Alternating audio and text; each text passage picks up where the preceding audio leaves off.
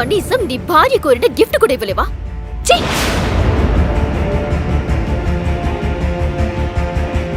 నేను నీకు మాటిస్తున్నాను, ఏదో ఒక రోజు అసలైన బ్రాండ్ నీకు గిఫ్ట్ తీసుకొని వస్తాను. జిమ్మీ చూ శాండిల్సా? ఇవి 10 lakhs పైనే ఉంటాయి. సార్, ఈరోజు ఒక స్పెషల్ పర్సన్తో మీకు మీటింగ్ అరేంజ్ చేశాను. ఇది 200 కోట్ల డీల్ సార్. ఎలా అయ్యాడు ఒక బికారి రాత్రికి రాత్రే 1200 కోట్లకు అధిపతి? ఒక బిచ్చగాన్ని ప్రాధేయపడాల్సిన అవసరం ఒక కోటీశ్వరుడికి ఎందుకొచ్చింది? కోట్లు ఖర్చు పెట్టి కొన్న కారులో ఒక అడుక్కునేవాణ్ణి ఎందుకు ఎక్కించుకున్నాడు? ఎందుకు సిటీలో టాప్ బిజినెస్ మ్యాన్ ఎంతో గారాబంగా పెంచుకున్నా తన అప్సరస్ లాంటి కూతుర్ని మురికివాడలో ఉండే పేదవాడికిచ్చి పెళ్లి చేశాడు? నిన్ను భర్త అని చెప్పుకోవాలంటేనే సిగ్గుగా ఉంది. అఖిల తన తండ్రి మాటకు విలువిచ్చి సాగర్ని పెళ్లైతే చేసుకుంది. కానీ ఎప్పుడైతే తనకు సాగర్ ఒక బిజినెస్ మ్యాన్ కాదు, మురికివాడలో ఉండే ఒక పేదవాడు అని తెలిసింది, ఒక్కసారిగా తను నిర్ఘాంతపోయింది.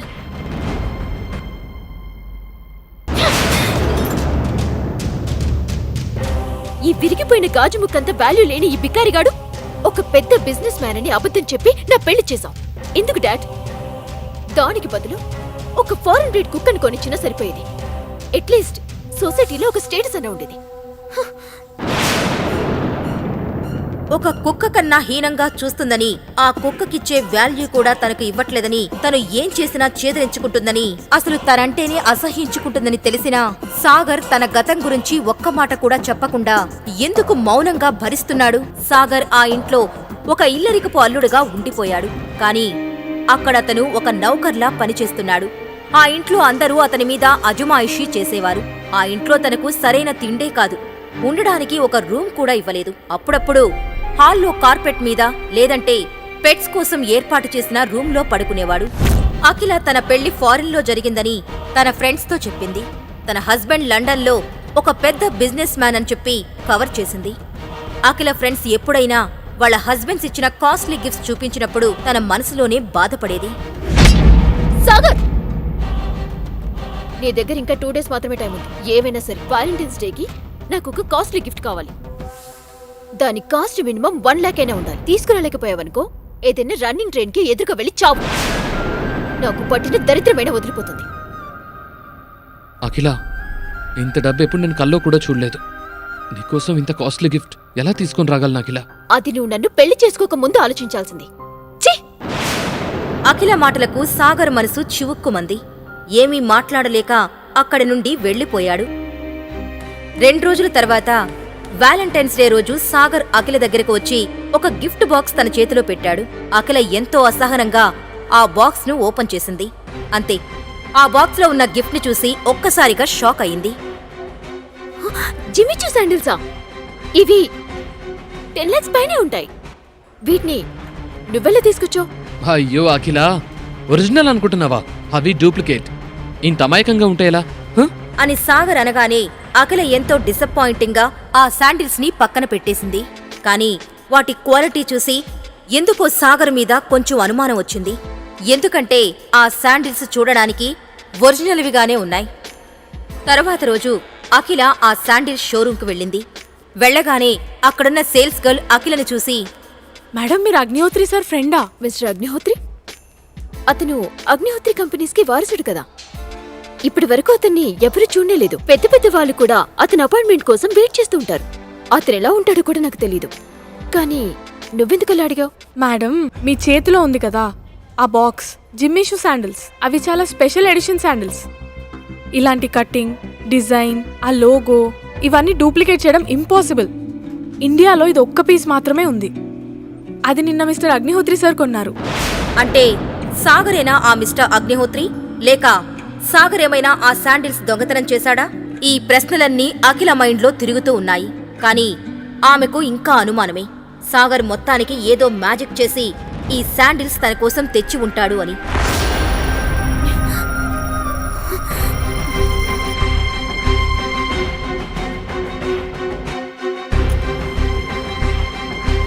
మమ్మీ, సాగర్ ఇక్కడ.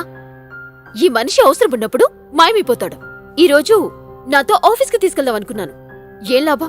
కరెక్ట్ టైంకి ఇంట్లో లేడు మహానుభావుడు.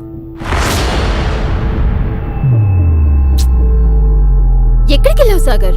నేను ఈ రోజు నీకు చివరి అవకాశం ఇస్తున్నా. నువ్వు నాతో ఆఫీస్కి వచ్చి ఏదో ఒక పని చెయ్యి. ఇక్కడ ఇంట్లో కూర్చొని పని దొంగవైపోయావు. ఇక త్వరగా పద, నీ మూలంగా నాకు లేట్ అవుతుంది.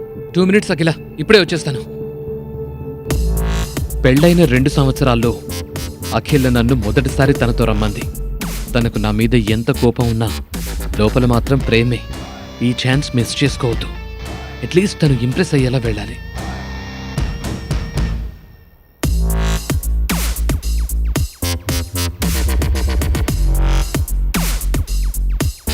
హలో పెళ్ళం గారు, వెళ్దామా? నా రూమ్ లో ఫైల్స్ ఉన్నాయి, అవి తీసుకుంటా. హలో మిస్టర్ ఆఫ్టర్ ఆల్ మొగుడు గారు, నేనేదో ఇవాళ నిన్ను చూశానని ఓ ఫీల్ అయిపోకు. రోజు సుత్తి బట్టలు వేసుకుని ఆ మాసిపోయిన జుట్టుతో మిస్టర్ నా పేరు బికారిలా ఉండేవాడివి. ఈ రోజు కొంచెం డిఫరెంట్ గా కనిపిస్తే చూశానంతే. నువ్వేదో పెద్ద ఆశలు పెట్టుకోకు. ఇవన్నీ తీసుకొని లోపలికి పద. అఖిల ఇంకా సాగర్ కొంచెం సేపటికి అఖిల వాళ్ళ ఆఫీస్కి వెళ్లారు.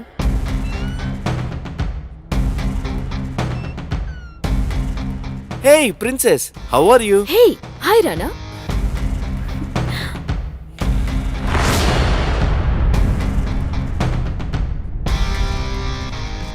ఎప్పటి నుంచో కలుద్దాం అనుకుంటున్నాం. ఈ రోజుకైంది ఈ ప్రిన్సెస్ కి. అయ్యో ఎవరని కాదు, ఏమీ కాదు. ఏదో పని ఒత్తిడి వల్ల కొంచెం కుదరలేదు. ఓకే ఓకే, ఈసారి కుదిలేస్తున్నా. But I have something for you. Surprise. సర్ప్రైజా? చూడక్లా, నీకోసం నేనేం తెచ్చానో. సభ్యసాచి లెహంగా. ఇది నా కోసం తెచ్చావా Rana? This is so lovely. Thank you so much for your gift. ఈ మాత్రానికి థ్యాంక్స్ ఎందుకక్లా? నీ ముందివన్నీ చాలా చిన్నవి. నేను నా ఫ్రెండ్కి చెప్పి స్పెషల్గా తెప్పించా. మొత్తం 20 lakhs అయింది. Oh my god, 20 lakhs. Thank you so much again. Akhila, ఈ లెహంగా డూప్లికేట్, ఒరిజినల్ కానే కాదు. హే, ఏం మాట్లాడుతున్నావు నువ్వు? నిన్ను చూస్తుంటేనే తెలుస్తుంది నీకొక బ్రాండెడ్ షర్ట్ కొనుక్కునే స్తోమత కూడా లేదని. ఎప్పుడైనా సభ్యసాచి పేరు విన్నావా? ఈ లెహంగా డూప్లికేట్ అంటావా? యు డర్టీ బగ్గ. రానా ఏదో చెప్పబోయేలోపు సాగర్ అతన్ని ఆపి ఇలా అన్నాడు. ఒరిజినల్లో సిల్క్ వాడతారు, దాని డిజైన్ డిఫరెంట్గా ఉంటుంది. ఇది వేరేలా ఉంది. దీని ఫ్యాబ్రిక్ కూడా చాలా చీప్గా ఉంది. ఈ డ్రెస్ లోగోలో ఫస్ట్ లెటర్ ఎస్ క్యాపిటల్ ఉంది, కానీ ఒరిజినల్లో స్మాల్ లెటర్ ఉంటుంది. ఇలాంటివి బయట మార్కెట్లో 5-6 వేలకి దొరుకుతాయి, తెలుసా నీకు? అప్పుడు సరిగ్గా దాన్ని చూసిన అఖిలకి అది నకిలీ అని తెలిసిపోయింది. అది చూసి రానా సైలెంట్ అయిపోయాడు. దాన్ని కవర్ చేయడానికి ఇలా అన్నాడు. నా ఫ్రెండ్ ఏదో తేడా చేశాడు. నేను నీకోసం ఒరిజినల్ సవ్యసాచి లెహంగానే ఆర్డర్ ఇచ్చాను. అయినా నేను నీకెందుకు నకిలీ ఇస్తాను? సరే, నేను వెళ్తాను, నాకు కొంచెం పని ఉంది.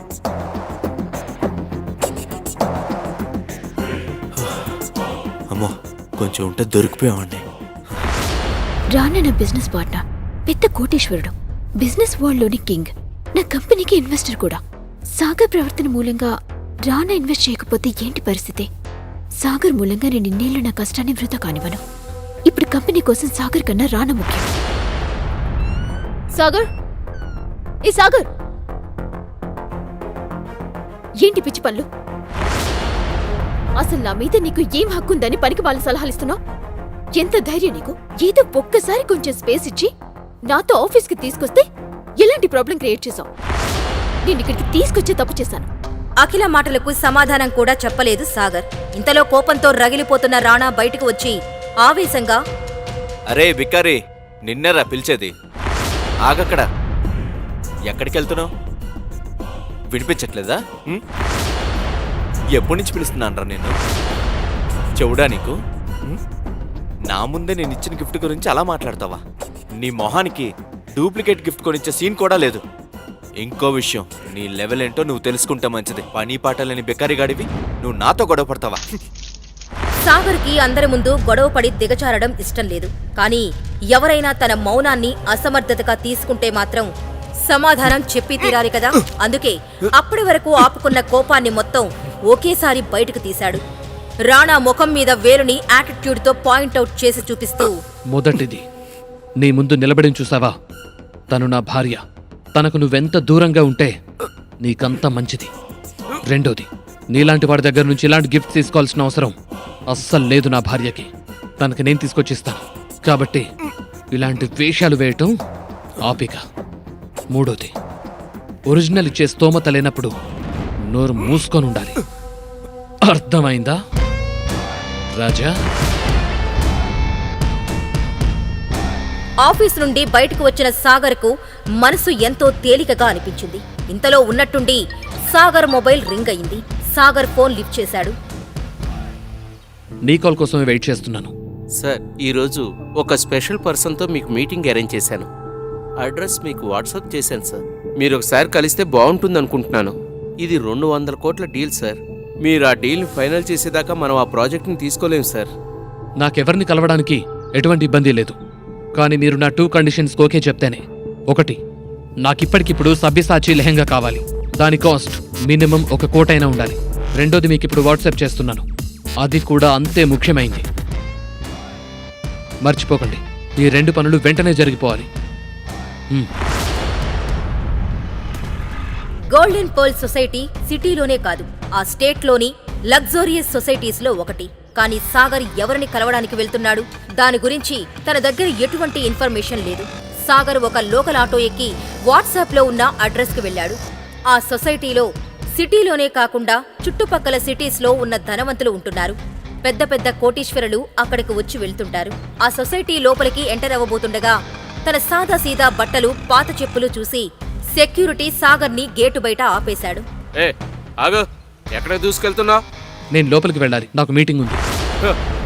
అబద్ధం చెప్పినా అతికినట్టుండాలి. నీ అవతారం చూసుకో ముందు. నిన్ను చూస్తుంటే బ్యాంకు కన్నం పెట్టి దొంగలాగున్నా. ముందు వెళ్ళి ఎక్కడి నుంచి.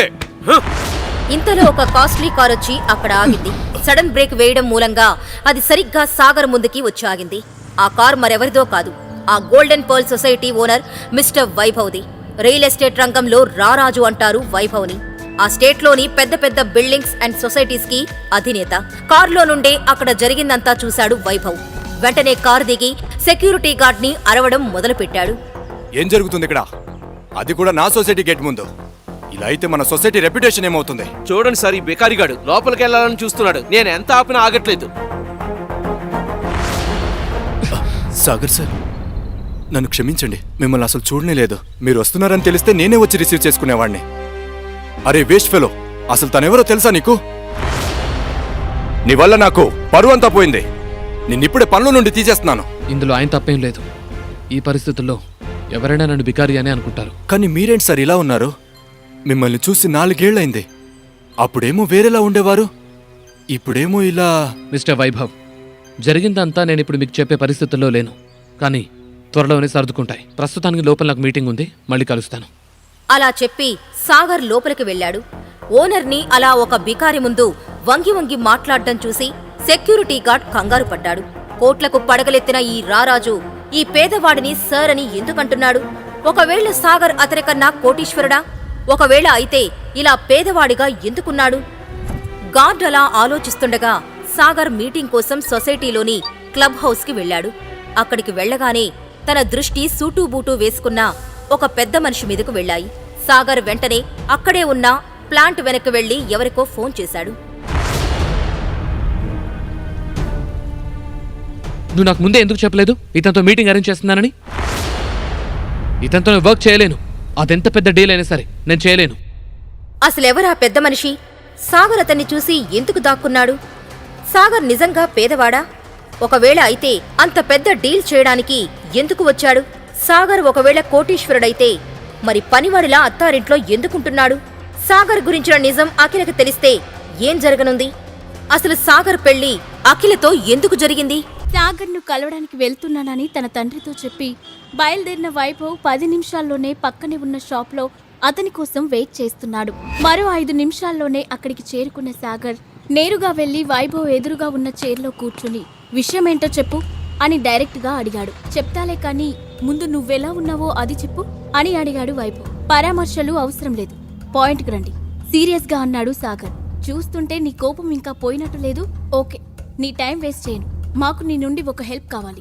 సాగర్నే సూటిగా చూస్తూ స్ట్రైట్ గా అడిగాడు వైభవ్. ఆ మాట వినగానే సాగర్ విరక్తిగా నవ్వి, ది గ్రేట్ అగ్నిహోత్రి ఫ్యామిలీకి నాలాంటి ఒక సామాన్యుడి హెల్ప్ కావాలా? వింతగా ఉందే అని వెటకారంగా అన్నాడు. రే సాగర్, నీ కోపం పక్కన పెట్టి నేను చెప్పేది ఒక్కసారి పూర్తిగా విను. 6 నెలల క్రితం వరకు మన కంపెనీ పరిస్థితి బాగానే ఉంది. కానీ ఒక్కసారిగా మనం ఇన్వెస్ట్ చేసిన షేర్స్ అన్నిటిలో భారీగా లాస్ అయ్యాం. 100 కోట్లలో నష్టం వచ్చింది. ఈ విషయం మన కంపెనీలో ఇన్వెస్ట్ చేసిన వాళ్ళకి తెలిసి వెంటనే తమ డబ్బును తిరిగి ఇవ్వమని ఒత్తిడి చేస్తున్నారు. ఇదంతా తట్టుకోలేక తాతయ్య హెల్త్ దెబ్బతింది. ఆయన 24 గంటలు అదే ఆలోచిస్తూ భయంతో టెన్షన్ పడుతున్నారు.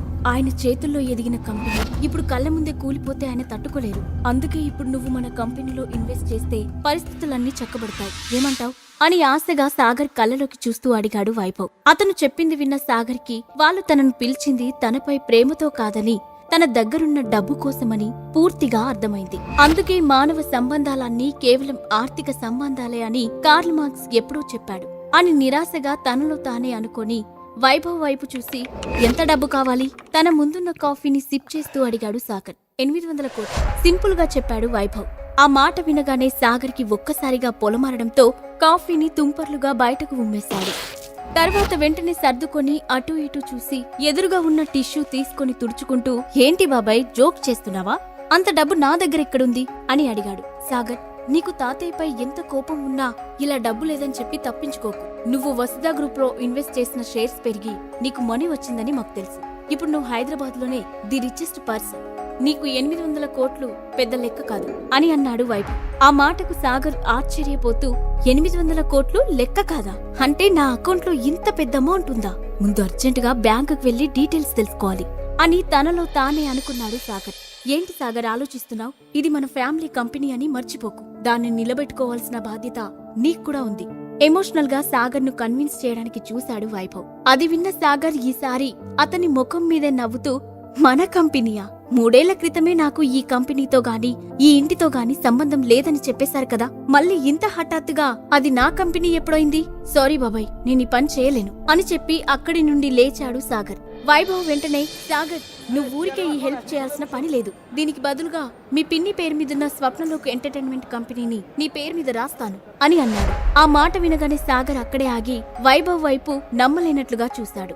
దానికి కారణం స్వప్నలోక్ గ్రూప్ ఇప్పుడు ఎంటర్టైన్మెంట్ ఇండస్ట్రీలో నంబర్ 1 కంపెనీ. పెద్ద పెద్ద స్టార్స్ అందరూ ఆ కంపెనీకి సైన్ చేసి ప్రమోట్ చేసుకుంటూ ఉంటారు. అలాంటి కంపెనీ ఇస్తాననడంతో సాగర్ కొంచెం ఆశ్చర్యపోయి దీనికి పిన్ని ఒప్పుకుంటుందా అని అడిగాడు. అవన్నీ నేను చూసుకుంటాను, నీకు డీల్ ఓకేనా అని అడిగాడు వైభవ్. సాగర్ ఒక క్షణం ఆలోచించి ఇట్స్ ఏ గుడ్ డీల్ బాబాయ్, నో చెప్పడానికి మనసు రావడం లేదు. కానీ నాకు దీనితో పాటు ఇంకా కొన్ని కండిషన్స్ ఉన్నాయి అని అన్నాడు. ఏం కండిషన్స్? ముఖం చిట్లిస్తూ అడిగాడు వైభవ్. నంబర్ 1, నాకు ఒరిజినల్ విక్టోరియా డైమండ్ నెక్లెస్ కావాలి, అది కూడా ఇంకో 6 గంటల్లో అని అన్నాడు. ఏంటి విక్టోరియా డైమండ్ నెక్లెసా? అది రేర్ పీస్ కదా, ప్రపంచం మొత్తంలో ఆ పీస్లు 5 ఉన్నాయని విన్నాను. పైగా దాని వాల్యూ దాదాపు 50 కోట్లుంటుంది. అలాంటిది 6 గంటల్లో ఎలా తీసుకొస్తాను అని అన్నాడు వైభవ్. అదంతా నాకు తెలీదు బాబాయ్, నాకు ఆ నెక్లెస్ కావాలి అని క్లియర్ గా చెప్పాడు సాగర్. దాంతో వైభవ్ అతని వైపు కొంచెం కోపంగా చూసి సరే నీ రెండో కండిషన్ ఏంటి అని అడిగాడు. మల్హోత్రా గ్రూప్ రాత్రికి రాత్రే దివాలా తీయాలి. దాని చైర్మన్ రానా మల్హోత్రా ఈ రోజు రాత్రికి నడి రోడ్డు పైకి రావాలి అని చెప్పాడు సాగర్. ఆ మాట వినగానే పక్కనే బాంబు పడ్డట్లుగా అదిరిపడ్డ వైభవ్, ఏం మాట్లాడుతున్నావు సాగర్? మల్హోత్రా గ్రూప్ సిటీలో టాప్ కంపెనీ, దాని చైర్మన్ రానా కూడా సామాన్యుడు కాదని విన్నాను అని కంగారుగా చెప్పాడు వైభవ్. నువ్వేం చేస్తావో ఎలా చేస్తావో నాకు తెలీదు బాబాయ్. రేపు తెల్లారేసరికల్లా ఈ 2 పనులు పూర్తయిపోవాలి. అప్పుడే నువ్వు అడిగిన ఇన్వెస్ట్మెంట్ చేస్తాను. అలాగే స్వప్నంలోకి రిజిస్ట్రేషన్ కూడా రేపే పూర్తవుతుంది అని చెప్పి ఇక అతనికి మాట్లాడే అవకాశం ఇవ్వకుండా బయటికి నడిచాడు సాగర్. వైభవ్ నోట మాట రానట్లు సాగర్ వెళ్లిన వైపే చూస్తూ నుంచున్నాడు. వైభవ్ ఖచ్చితంగా తాను చెప్పిన పనులన్నీ పూర్తి చేస్తాడని సాగర్ కి తెలుసు. ఎందుకంటే ఇప్పుడు అతనికి సాగర్ తప్ప మరో ఆప్షన్ లేదు.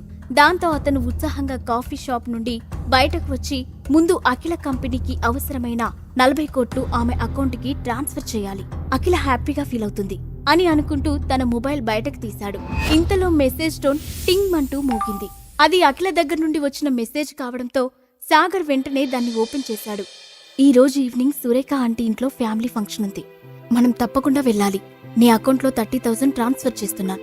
మంచి సూట్ కొనుక్కొని టైంకి ఇంటికి వచ్చాయి అని ఉంది. అది చూసిన సాగర్ నవ్వుకుంటూ, నేను నీకు 40 కోట్లు ట్రాన్స్ఫర్ చేయాలనుకుంటే నువ్వు నాకు 30,000 ట్రాన్స్ఫర్ చేసావా డార్లింగ్ అనుకొని నవ్వుకున్నాడు.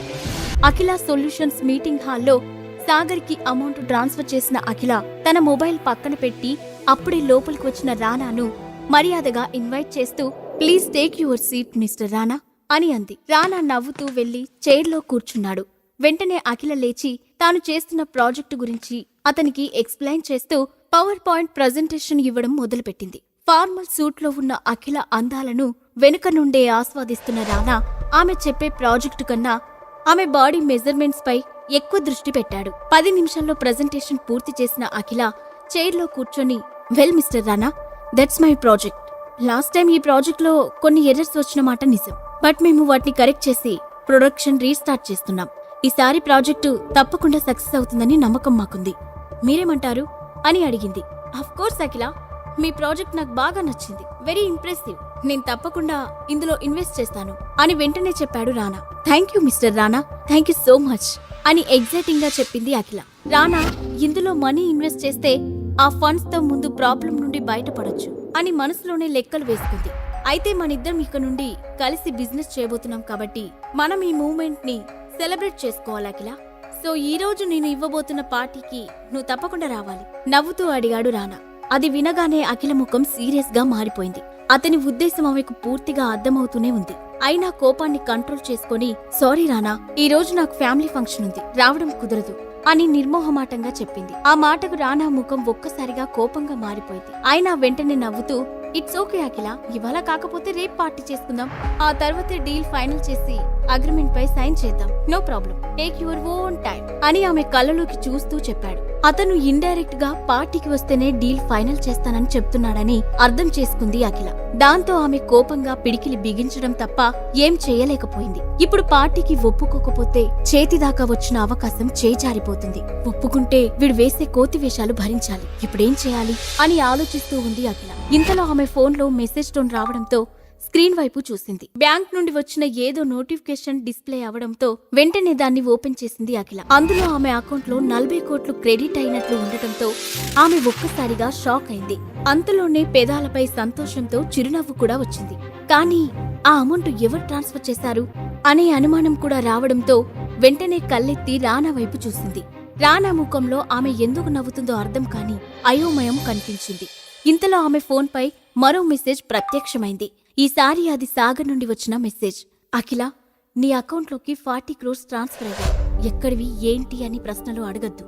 టైం వచ్చినప్పుడు నేనే చెప్తాను. ముందు వాటితో నీ ప్రాబ్లం సాల్వ్ చేసుకో అనే టెక్స్ట్ తో పాటు ఒక స్మైలీ ఎమోజీ కూడా. అది చూడగానే అఖిలకు ఆశ్చర్యం వేసింది. సాగర్కి ఇంత డబ్బు ఎక్కడి నుండి వచ్చిందో అర్థం కాలేదు. కానీ అతను తప్పు చేయడనే నమ్మకం ఆమెకు దృఢంగా ఉండటంతో అది పెద్ద సమస్యలా అనిపించలేదు. వెంటనే రానా వైపు చూసి, ఓకే మిస్టర్ రానా, నేను మీ పార్టీకి రావడం లేదు. మీరు నా ప్రాజెక్ట్ లో ఇన్వెస్ట్ చేయాల్సిన అవసరం లేదు. ఇక మీరు బయలుదేరండి అని చెప్పి ఆమె కూడా అక్కడి నుండి లేచి బయటకు నడిచింది. అఖిలకు డబ్బు ఎంత అవసరమో రానాకు బాగా తెలుసు. అలాంటిది ఆమె సింపుల్ గా నో చెప్పేసి వెళ్లిపోతుండటంతో ఆమె యాటిట్యూడ్ కి షాక్ అయ్యాడు. అయినా వెంటనే తేరుకుని, అఖిల, ఒకసారి నేను చెప్పేది విను అంటూ ఆమె వెనకే వెళ్లబోయాడు. ఇంతలో అతని ఫోన్ రింగ్ అవడంతో చిరగ్గానే కాల్ లిఫ్ట్ చేసి, హలో అని అన్నాడు. సార్, హఠాత్తుగా కొంతమంది ఐటీ డిపార్ట్మెంట్ నుండి రైడ్కి వచ్చారు అని అతను చెబుతూ ఉండగానే మధ్యలో ఫోన్ కట్ అయింది. రానా కట్ అయిన ఫోన్ వైపు అయోమయంగా చూస్తూ, వాట్ నాన్ సెన్స్, ఇంత సడన్ గా ఐటీ రైడ్ చేయడమేంటి అనుకుంటూ మళ్లీ కాల్ బ్యాక్ చేయబోయాడు. కానీ ఇంతలో అతని ఫోన్ మళ్లీ రింగ్ అయింది. అటువైపు నుండి ఆఫీస్ మేనేజర్ కాల్ చేస్తున్నాడు. అది చూడగానే రానా మనసు కీడు శంకించడంతో అనుమానంగానే కాల్ లిఫ్ట్ చేసి, హలో అన్నాడు. సార్, మీరెక్కడున్నారు? ఆఫీస్ పై ఐటీ రైడ్ జరుగుతుంది. వాళ్ళు ఆఫీస్ మొత్తం తలకిందులు చేస్తున్నారు. మన ఇల్లీగల్ ప్రాజెక్ట్ కి సంబంధించిన ఫైల్స్, హార్డ్ డిస్కులన్నీ ఇక్కడే ఉన్నాయి. త్వరగా రండి సార్ అని గుసగుసగా చెప్పి వెంటనే ఫోన్ పెట్టేశాడు మేనేజర్. రానాకు అసలేం జరుగుతుందో అర్థం కాకపోవడంతో హడావుడిగా బయటకు పరిగెత్తాడు. సాగర్ వల్ల ప్రాబ్లం సాల్వ్ అవడంతో సంతోషంగా ఇంట్లోకి అడుగుపెట్టిన అఖిల, సాగర్ సాగర్ అని ఉత్సాహంగా పిలిచింది. అతను ఇంట్లో ఎక్కడున్నాడు? ఉదయం నుండి ఇంటికి రాలేదు. ఇంట్లో ఎక్కడి పని అక్కడే ఉంది. ఏం రాజకార్యాలు వెలుగబెడుతున్నాడో ఏంటో. బయట నుండి తిరిగొచ్చి నా తల పగిలిపోతుంది. త్వరగా వచ్చి ఒక కాఫీ ఇస్తాడేమోనని ఇందాకటి నుండి ఎదురు చూస్తున్నాను అని అప్పుడే హాల్లోకి వచ్చిన శైలజ నీరసంగా సోఫాలో కూలబడుతూ చెప్పింది. ఉదయం నుండి రాలేదా? అంటే నన్ను ఆఫీస్లో డ్రాప్ చేసిన తర్వాత ఎక్కడికైనా వెళ్ళాడా అనుకుంటూ, సరే మమ్మీ, నేను ఫ్రెష్ అయి వస్తాను అంటూ గదిలోకి వెళ్లి చేతిలోని హ్యాండ్ బ్యాగ్ బెడ్ పైకి విసిరేసి అలసటగా సోఫాలో కూర్చుంది అఖిల. ఇంతలో ఎదురుగా ఉన్న టీ పాయ్ పై రోజ్ ఫ్లవర్ బొకేతో పాటు ఏదో గిఫ్ట్ బాక్స్ కూడా కనిపించడంతో ఆమె నుదురు ఆశ్చర్యంతో ముడుచుకుంది. ఇదేంటి, నా రూమ్ లో ఎవరు పెట్టారు అనుకుంటూ బొకేను చేతిలోకి తీసుకుంది. దానిపై చిన్న నోట్, అందమైన మనసున్న అఖిలకి నేనిస్తున్న మొదటి గిఫ్ట్ అని రాసి ఉంది. ఆ పాజిటివ్ నోట్ ఆమె పెదాలపై చిరునవ్వు తెచ్చింది. వెంటనే ఫ్రమ్ అడ్రస్ కోసం వెతికింది, కానీ ఆ లైన్ తప్ప ఇంకేం కనిపించలేదు. దాంతో పక్కనే ఉన్న గిఫ్ట్ బాక్స్ ను చేతిలోకి తీసుకున్న అఖిల, ఒకవేళ ఇది కూడా సాగర్ పంపించి ఉంటాడా అనే ఆలోచనతోనే దానిపై ఉన్న గిఫ్ట్ పేపర్ తీసింది. అది జ్యువెలరీ బాక్స్ లా కనిపించడంతో అనుమానంగా బాక్స్ ను ఓపెన్ చేసింది. అందులో కనిపించిన ఐటెం ను చూసి ఆమె ఒక్కసారిగా కళ్ళు పెద్దవి చేసి ఆశ్చర్యంతో నోరు తెరిచింది. సాగర్ అంత డబ్బు ఎలా ఇచ్చాడో అఖిల కనిపెట్టగలదా? ఫ్యామిలీ ఫంక్షన్ లో ఏం జరగబోతుంది? తన పతనానికి కారణం ఎవరో రానా మల్హోత్రా తెలుసుకోగలడా? అఖిల తనకొచ్చిన గిఫ్ట్ బాక్స్ ను ఓపెన్ చేసి ఆశ్చర్యంతో నోరు తెరిచింది. అందులో విక్టోరియా డైమండ్ నెక్లెస్ ఆమె కళ్ళు చెదిరిపోయేలా మిరుమిట్లు గొలుపుతూ ఉండటంతో ఒక క్షణం పాటు ఆమెకు నోట మాట రాలేదు. కానీ అంతలోనే ఏదో అనుమానం వచ్చినట్లు, ఇది రానా మల్హోత్రా పంపించలేదు కదా అని అనుకుంటూ ఆ నెక్లెస్ ను చేతిలోకి తీసుకొని పరీక్షగా చూసింది. కానీ అది ఉదయం తను చూసిన ఫేక్ నెక్లెస్ లా అనిపించలేదు. దాంతో అంత కాస్ట్లీ నెక్లెస్ ఎవరు పంపించారో అర్థం కాక వెంటనే బాక్స్ క్లోజ్ చేసి అక్కడే పెట్టి మమ్మీ మమ్మీ అంటూ హాల్లోకి వచ్చింది. ఏంటి బేబీ ఆ అరుపులు? అసలే తలనొప్పిగా ఉంటే విసుకుంది శైలజ. నా రూంలోకి గిఫ్ట్ బాక్స్ ఎలా వచ్చింది? ఎవరు తెచ్చారు అని అడిగింది. ఇందాకే ఎవరో డెలివరీ బాయ్ ఇచ్చి వెళ్ళాడు, నేనే లోపల పెట్టాను. అయినా ఎందుకు అడుగుతున్నావు? అందులో ఏముంది అని అడిగింది శైలజ. ఇంత కాస్ట్లీ గిఫ్ట్ డెలివరీ బాయ్ తెచ్చాడా అని గొనుక్కుంటూ, ఏం లేదులే మమ్మీ, ఊరికే అడిగాను. అది సరే గాని నువ్వు త్వరగా రెడీ అవ్వు, ఈ రోజు సురేఖ ఆంటీ ఇంట్లో గెట్ టుగెదర్ పార్టీ ఉంది కదా, ఇప్పటికే చాలా సార్లు కాల్ చేశారు అని చెప్పింది. అవును కదా, మర్చిపోయాను, త్వరగా వెళ్లి రెడీ అవ్వాలి అంటూ హడావుడిగా లేచి లోపలికి వెళ్ళింది శైలజ. అప్పటిదాకా తలనొప్పి అని మూలుగుతూ కూర్చున్న శైలజ ఫంక్షన్ అనగానే పరిగెత్తుకు వెళ్లడం చూసి అఖిల చిన్నగా నవ్వుకొని తన రూంలోకి వెళ్ళింది. అక్కడ ఎదురుగా కనిపించిన నెక్లెస్ ను చూస్తుంటే ఆమెకు సంతోషంగా అనిపించింది. కానీ అది ఎవరు పంపించారో తెలియకపోవడంతో దానిని వేసుకోవాలా వద్దా అనే డెసిషన్ తీసుకోలేకపోయింది. అందుకే ఇంట్రెస్ట్ లేనట్లుగా దాన్ని అక్కడే పెట్టి ఫ్రెష్ అవడానికి వెళ్ళింది. కాసేపటికి ఫంక్షన్ కు రెడీ అయిన శైలజ, బేబీ టైం అవుతుంది, రెడీ అయ్యావా అంటూ అఖిల గదిలోకి వెళ్ళింది. అప్పటికే గోల్డ్ కలర్ నెట్ సారీ కట్టుకుని డ్రెస్సింగ్ టేబుల్ ముందు నుంచొని నుదుటిన మెరూన్ కలర్ బొట్టు పెట్టుకుంటుంది అఖిల. వావ్ బేబీ, ఈ సారీ నీకు సూపర్ గా సెట్ అయింది, రాజకుమారిలా మెరిసిపోతున్నావు అంటూ కూతుర్ని ముచ్చటగా చూసుకుంది శైలజ. థ్యాంక్ యూ మమ్మీ అని నవ్వుతూ చెప్పింది అఖిల. ఇంతలో శైలజ కళ్ళు అక్కడే ఉన్న నెక్లెస్ బాక్స్ పై పడ్డాయి. దాంతో ఆమె దాన్ని చేతిలోకి తీసుకుని, ఈ సారీ పైకి ఏం జ్యువెలరీ వేసుకుంటున్నావు అంటూ బాక్స్ ఓపెన్ చేసింది. అందులో ఉన్న నెక్లెస్ చూడగానే ఆమె కూడా షాక్ అవుతూ, ఈ నెక్లెస్ ఎప్పుడు తీసుకున్నావు బేబీ, చాలా బాగుంది అని అంది. ఆ ప్రశ్నకు ఏం సమాధానం చెప్పాలో తెలియక తడబడిన అఖిల, అది అబ్రాడ్ లో ఉంటున్న నా ఫ్రెండ్ గిఫ్ట్ గా పంపింది అంటూ నోటికొచ్చిన అబద్ధాన్ని అల్లేసింది. అది విక్టోరియా డైమండ్ నెక్లెస్ అని తెలియకపోవడంతో శైలజ కూడా ఆ విషయాన్ని పెద్దగా పట్టించుకోకుండా, హో చాలా బాగుంది బేబీ, ఈ సారీ పైకి కరెక్ట్ గా సెట్ అవుతుంది అంటూనే దాన్ని తీసుకుని అఖిల మెడలో పెట్టింది. మమ్మీ ఇదెందుకు, నేను వేరేది పెట్టుకుంటాను అంటూ తీయబోయింది అఖిల. అది ఎవరిచ్చారో తెలియకుండా దాన్ని పెట్టుకోవడం ఆమెకిష్టం లేదు. కానీ శైలజ ఆమెను ఆపుతూ, నో బేబీ, ఇది పర్ఫెక్ట్ కాంబినేషన్, ఉంచుకో అని బలవంతం చేయడంతో అఖిల ఏం చెయ్యలేకపోయింది. ఇంతకీ మీ హీరో ఎక్కడా? పార్టీకి వెళ్లాలని చెప్పావా లేదా అని అడిగింది శైలజ. చెప్పాను మమ్మీ, మళ్ళీ కాల్ చేసి చూస్తాను అంటూ ఫోన్ తీసుకుని సాగర్ కి కాల్ చేసింది అఖిల. హా అఖిల, మీరు పార్టీకి వెళ్ళండి, నేను డైరెక్ట్ గా అక్కడికి వచ్చేస్తాను అని అన్నాడు సాగర్. ఎందుకు, ఇంటికే రావచ్చు కదా అని అడిగింది అఖిల. లేదఖిల, అనుకోకుండా ఓల్డ్ ఫ్రెండ్ కనిపిస్తే వాళ్ళ దగ్గర ఇరుక్కుపోయాను, కానీ నువ్వేం టెన్షన్ పడకు, పార్టీకి వెళ్లిన 10 నిమిషాల్లోనే నేను కూడా వచ్చేస్తాను అని అన్నాడు సాగర్. నువ్వు మళ్ళీ ఏదో ఒకటి చేసి మా మమ్మీతో తిట్లు తినకుండా కరెక్ట్ టైంకి వచ్చేసే, చిన్నగా వార్నింగ్ ఇస్తున్నట్లు చెప్పింది అఖిల. సాగర్ నవ్వి సరే అనడంతో, ఇంతకీ డ్రెస్ కొనుక్కోమని చెప్పాను కదా, కొనుక్కున్నావా అని అనుమానంగా అడిగింది. నువ్వు చెప్పాక కొనకుండా ఉంటానా, కొన్నాను, కానీ అందులో ఎలా ఉన్నానో పార్టీలో చూసినప్పుడు నువ్వే చెప్పాలి అని నవ్వుతూ అన్నాడు సాగర్. చాలు చాలు, త్వరగా వచ్చేయ్ అని వెంటనే ఫోన్ కట్ చేసింది అఖిల. ఏంటి, హీరో గారు రావడం లేదా వెటకారంగా అడిగింది శైలజ. డైరెక్ట్ గా పార్టీకే వస్తానన్నాడు మమ్మీ, మనం వెళ్దాం పదా అని చెప్పి ఆమెతో పాటు పార్టీకి వెళ్ళింది అఖిల. నువ్వు కూడా ఏంటి అఖిల, ఇంత లేట్ గా ఫంక్షన్ కి వచ్చావు అని నవ్వుతూ అడిగింది ఆమె అత్తయ్య సురేఖ. చాలే మమ్మీ, అది పార్టీకి రావడమే ఎక్కువ అని ఫీల్ అవుతుంది, నేను కాల్స్ మీద కాల్స్ చేసి చావగొట్టాను కాబట్టి వచ్చింది, లేదంటే ఏదో ఒక కారణం చెప్పి తప్పించుకునేది అని వెటకారంగా అంది పక్కనే ఉన్న ఆమె కూతురు శ్రీలేఖ. పాప పి సుశీల కాస్త ఎక్కువైంది, తగ్గిస్తావా అని శ్రీలేఖ తల మీద చిన్నగా కొట్టి అంది అఖిల. ఆమె వెనకాల వచ్చిన శైలజను చూసి శైలజ బావున్నావా అని ఆప్యాయంగా అడిగింది సురేఖ. చిరునవ్వుతో పలకరించిన ఆమె వైపు అసహ్యంగా చూసి సమాధానం చెప్పకుండా వాళ్ళకి కాస్త దూరంగా వెళ్లిపోయింది శైలజ. ఆమె ప్రవర్తనకి డల్ గా మారిపోయిన సురేఖ భుజంపై చేయి వేసి, మమ్మీ గురించి తెలిసిందే కదా అత్తయ్య, ఫీల్ అవ్వకండి అని సర్ది చెప్పాలని చూసింది అఖిల.